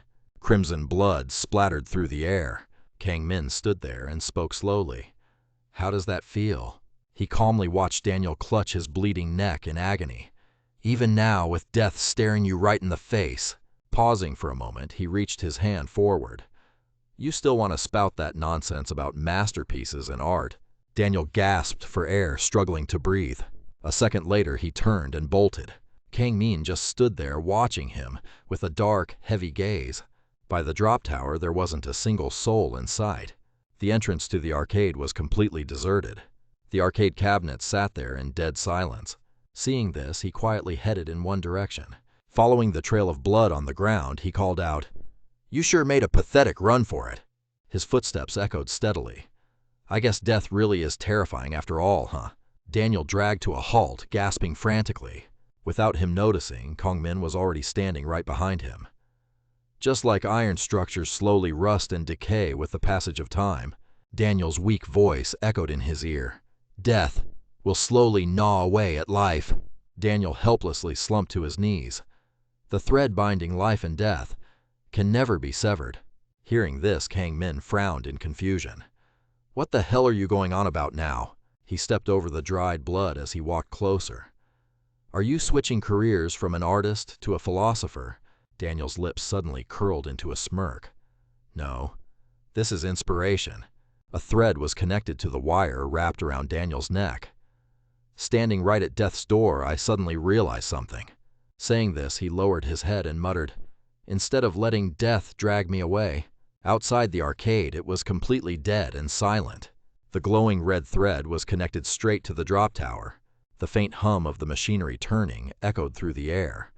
What if I pulled death toward me with my own two hands? Hearing that, Kang Min stood there in silence for a long moment. He looked down to check on the guy's condition. You must have lost way too much blood. You're talking even more nonsense than usual. A red thread suddenly shot across his vision. Think whatever you want. Daniel's fingers slowly twitched. No matter what you say from this moment on, the entire space was now completely covered in a massive web of red threads. You are never escaping this place. He pushed off his feet, forcing himself to stand up. Then Daniel yanked his arms back with all his might. The wires wrapped around his neck instantly tightened. This is the masterpiece of my lifetime. Tears streamed down his face. He threw his head back and roared, "The greatest masterpiece of all time!" His eyes went wide with pure madness. Can you hear it? Screws began plummeting from the freefall tower. The sound of a massive rusted chunk of iron worn down by the elements, losing its balance over a few mere threads. Kang Min struggled frantically to break free. Why the hell are these wires so tough I can't even move? The madman's voice echoed again.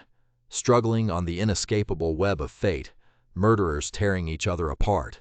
To his horror, Kang Min realized how utterly hopeless his struggles were. The freefall tower was slowly collapsing. Isn't it absolutely beautiful?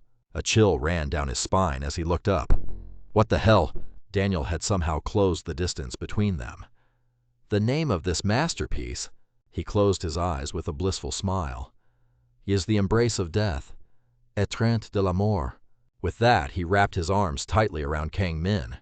The ceiling above them began to cave in. A second later, everything came crashing down. The sky was painted with the light of dawn. Rays of sunlight pierced through the rubble. Lee San stared wide-eyed at the empty space above. After a moment, he muttered in disbelief, I could have sworn there was an arcade right here. The freefall tower had crushed everything in its path, but now it was nothing more than a pile of dust. There were no signs of life left in the ruins. Lee San's face went blank for a second. Choosing death in a fight for survival, he paused, turning his head to look over. I guess art really is beyond my understanding. He quietly placed a cigarette between his lips. Wouldn't you agree, Kang Min? A moment later, Kang Min turned to him. Who knows, lighting up is a hell of a lot harder than this. Got a lighter? Lee San offered an alternative. How about a piece of candy instead? Kang Min shot it down instantly. No thanks. Sugar is bad for you. He finally brought things back on track. Anyway, I did exactly what you asked. A faint smirk tugged at the corner of Lee San's mouth. Indeed, you followed instructions to the letter. Take a bite out of that pudding cup and we'll let you in. He recalled the exact offer from earlier. Scoop a massive spoonful out of that pudding cup. And the condition attached to it. Do that and you're one of us. The dessert stand was somehow still intact, though the giant spoon on its sign had been ripped down. Looking at the oversized props, Lee San chuckled. Looks pretty damn tasty. Daniel was tied up tightly on top of the giant pudding plate. His eyes were wide with frenzy as he kept muttering, My masterpiece, my art. Seeing this, Lee San smiled and clapped his hands. You passed the test. He turned to Kang Min and offered his hand. From now on, the network will guarantee your safety. A smug, confident smile spread across his face. In response, Kang Min immediately fired back. Anyone you need dead, I'll wipe them out. So you don't have to worry about a thing. His eyes were dead serious without a hint of hesitation. Hearing that, Lee San smiled and emphasized, No matter who it might be. A shocked voice came through the computer. He likes pudding, Kang Min replied as he peeled off a wrapper. I told you. What is he, a 5-year-old? But man, this pudding is seriously amazing. I'm gonna act like a kid from now on too." The guy's voice echoed through the room. "That's completely different from the image of Lee San we had in mind." Kang Min nodded in agreement. "So different that it made me wonder if he was even the guy we were looking for." Recalling Lee San's behavior, he continued, "That childish freak is actually the boss of a hitman syndicate." Pausing for a moment, Kang Min scoffed. "He doesn't even have that typical stench of blood, let alone the aura of a mob boss." As he said this, his eyes darkened. "But there is one thing, a side of Lee San that very few people know about. He really does give off a very strange vibe." Hearing this, she pondered for a moment. "Mere suspicion isn't enough." Pausing briefly, Jisoo instructed, "We need to gather physical evidence to prove he really is Lee San." Just then, Kang Min revealed something. As for the evidence, he handed it over himself. She froze for a second. Huh. He recalled the cup of cake and the spoon the guy had brought over. Holding the spoon, the corners of Kang Min's lips curled into a smirk. "His DNA. I've brought it back safe and sound." Jisoo looked shocked. "He's suspiciously careless." He calmly tucked it into a drawer. Either he really is that careless or he simply has no reason to be on guard. Hearing that, she immediately perked up. "That's right. Without an actual sample from Lee San, any analysis right now would be pointless." He then lowered his voice, asking, "By the way, how's that thing I asked you about earlier?" Jisoo walked over with a file in hand. "Most of the necessary paperwork is complete." She then stopped in front of a room. "At this point, we're just waiting on final approval from the higher-ups." The door slowly creaked open. "As soon as it's authorized," the voice promised right before she hung up. "We'll send it straight to South Korea for you." Large ships lay anchored in the dead of night. Down a dark alley, a man spoke up. "You brought the goods, right?" The person across from him replied instantly, "Of course." With that, he held out the briefcase in his hand. "We worked as fast as we could to meet the deadline for the global summit, which will be held in South Korea in 2 days. The man looked at the contents with satisfaction. To craft something like this in such a short amount of time, truly impressive. At that, the corners of his mouth curled into a smirk. "With this, we can bypass the heavy security at the summit venue and snipe the heads of state." Inside was a dish giving off a strong, savory aroma. "That's the one. Live Octopus Tanghulu. We'll be serving this at the banquet." The sound of an ad played from the phone. "Will this man be able to conquer the taste buds of world leaders? Comment octopus below to get a food delivery discount code." His fingers slowly typed the word octopus, but before finishing, he simply swiped it away. Featuring national actor Hyun Jung-soo. The next video was about a beautiful girl, a recently popular teen idol trainee, with the caption below, reading, "I want to go hang out." A sudden notification popped up. "Warning! You have been using your phone for 13 hours. Seeing that, Kang Min couldn't help but be stunned. I've been watching short videos for 13 hours straight. No wonder my fingers are totally numb." Saying that, he quickly lay flat on his back. "So today is just like any other day, ending with me lying here wasting oxygen." Checking his phone, Kang Min grumbled in annoyance. "Those guys from the network still haven't contacted me." The sun gradually illuminated the small street corner. He walked while staring intently at his phone. After a while, Kang Min couldn't help but mutter, "Don't tell me I got fired before I even started the job. Maybe I should report them to the Ministry of Employment and Labor for recruitment fraud." A large bag was now sitting in front of his door. He calmly stepped forward. "Even if I wanted to reach out to them first, there's no phone number or email on the business card." He reached out and picked up the bag. "How much longer are they going to make me wait? They should at least be as fast as a delivery service." Kang Min looked at the note skeptically. Why is it so light? Did I forget to add the clam chocolate shaved ice?" He then carefully read the attached receipt. "Let's see. The item I added was..."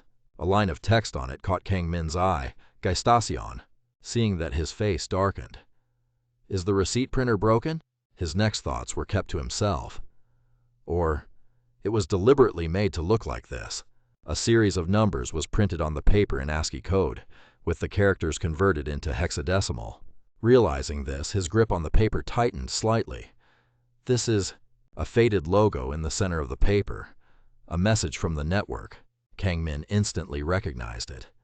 This method is so freaking tedious. Are they doing this because they're afraid of being tracked? With that, he tried to decode it. 4E45 is E5457 4F52. If I piece them all together, his fingers quickly typed on his phone to decode it. Exactly. I'll need to use a converter for this. Suddenly, he stopped staring silently at the door lock for a long time. His eyes focused intently on a rust stain. The numbers before his eyes lit up. This door lock operates on a specific mechanism. A thin layer of powder had already been dusted over it. Magnetic powder was coated on the surface, so when a keycard is used, the powder sticks to the card. Fingerprints were left behind on individual numbers. And if someone tries to enter a passcode, their fingerprints will be recorded. Right now, the door in front of him remained silently closed. In other words, no matter what method they use, if someone enters, a small box appeared right below the numbers. They were bound to leave a trace. The sun completely disappeared below the distant horizon. The shadows cast a cold look over his face. An intruder. He stepped quietly inside. If this were just an ordinary thief, they wouldn't have gone to such troublesome lengths. Daggers were taped under every table. They moved carefully, making absolutely sure not to leave any artificial traces at the scene. Kang Min also had a knife ready in his hand. This was the work of a professional. The room ahead was dead silent, without a single sound. He walked into the house, mumbling some nonsense out loud. Public education in South Korea is seriously brutal. Deep down, he was wondering, where could they be hiding? With that, Kang Min carried his bag of food into the kitchen. I need to relieve my studying stress with this Tanghulu skewer as soon as possible.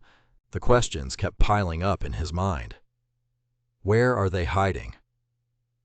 The kitchen was completely empty. Seeing this, his eyes darkened. Right in front of him was a large dining table. Kang Min slowly set the bag of food down. This smells insanely good. I should go change my clothes and eat right away. After confirming the area was clear, he headed upstairs.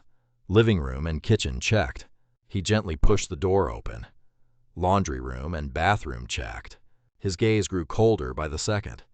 Next up, the large wardrobe in the bedroom. He reached out and slowly cracked the door open. Kang Min raised his voice and called out, "Where did I put my tablet again?" His silhouette slowly moved further away. I can't even swallow my food if I don't have a video to watch. Peeking through the gap, he couldn't see a thing. Then Kang Min suddenly lunged forward with his knife. But there was nothing inside except clothes. Seeing this, Kang Min lowered his guard. Not in here either. He mentally checked it off his list. Small bedroom checked, but he still couldn't let his guard down. If there aren't any signs that they went down to the basement, then where the hell are they hiding? A sudden chill ran down his spine. A sliver of light flickered from behind a door. Kang Min immediately moved toward it. Suddenly, the shower turned on, giving away their exact position. He stood in absolute silence, waiting for their next move. Then Kang Min couldn't help but groan inwardly. This is so annoying. I already prepared a fixed-angle ambush tactic. The noise from outside would confuse the person inside, tricking the opponent with sound or light and pinpointing their location based on the direction the door opens. He took mental note of every blind spot he could use. The ambusher would only aim at the predicted entry angle, and they would strike from the blind spot the exact moment the target stepped through the door. For now, Kang Min patiently stood his ground. However, there was still a counter to this tactic. His hand slowly reached for the doorknob, and that was to forcefully kick the door wide open, swinging it in the opposite direction. He gripped his dagger and charged in. During that brief moment, the enemy was caught off guard. The person inside smirked, thrusting a blade straight toward the hidden enemy's chest. But a completely naked body suddenly stood up and immediately aimed for his lower half. Kang Min stared at the bubbles in front of him in sheer confusion. As he stepped forward, he tragically slipped on a bar of soap. Startled, he only had enough time to scream. Even a bar of soap is taking it too far. At the same time, the shower head blasted water over him. Kang Min fell flat on his back onto the bathroom floor. His eyes widened in absolute shock as he muttered, "What the hell is this? Right in front of him, Three of Hearts was calmly taking a shower. "Why are you here?" A voice echoed in the room. "It seems she has already arrived in South Korea." Ji-woo seemed to have anticipated everything. By now, the two of them have probably already made contact. She stood in front of the desk, giving her report. "It was all thanks to your quick approval, sir." A voice played through the phone in front of them. "General Manager, sir." The voice slowly spoke through the receiver. Ace of Spades and Three of Hearts. After a brief pause, the person on the other end continued. "An unprecedented mission involving an unidentified target required us to deploy two of the organization's most elite members." Then the voice on the other end of the line asked in a hushed tone, "Do you think this is going to work?" Hearing that, Jisoo hesitated for a long moment. Well, it took a while before she finally continued. "If we are judging purely based on their abilities." Her next words were dead serious. "I would say the success rate is 99%. Her eyes drifted toward a dark corner of the room. "The remaining 1% will depend entirely on their teamwork." 2 bottles of body wash sat on the shelf. Kang Min lay perfectly still right where he was. "I thought you were an intruder. You scared me half to death."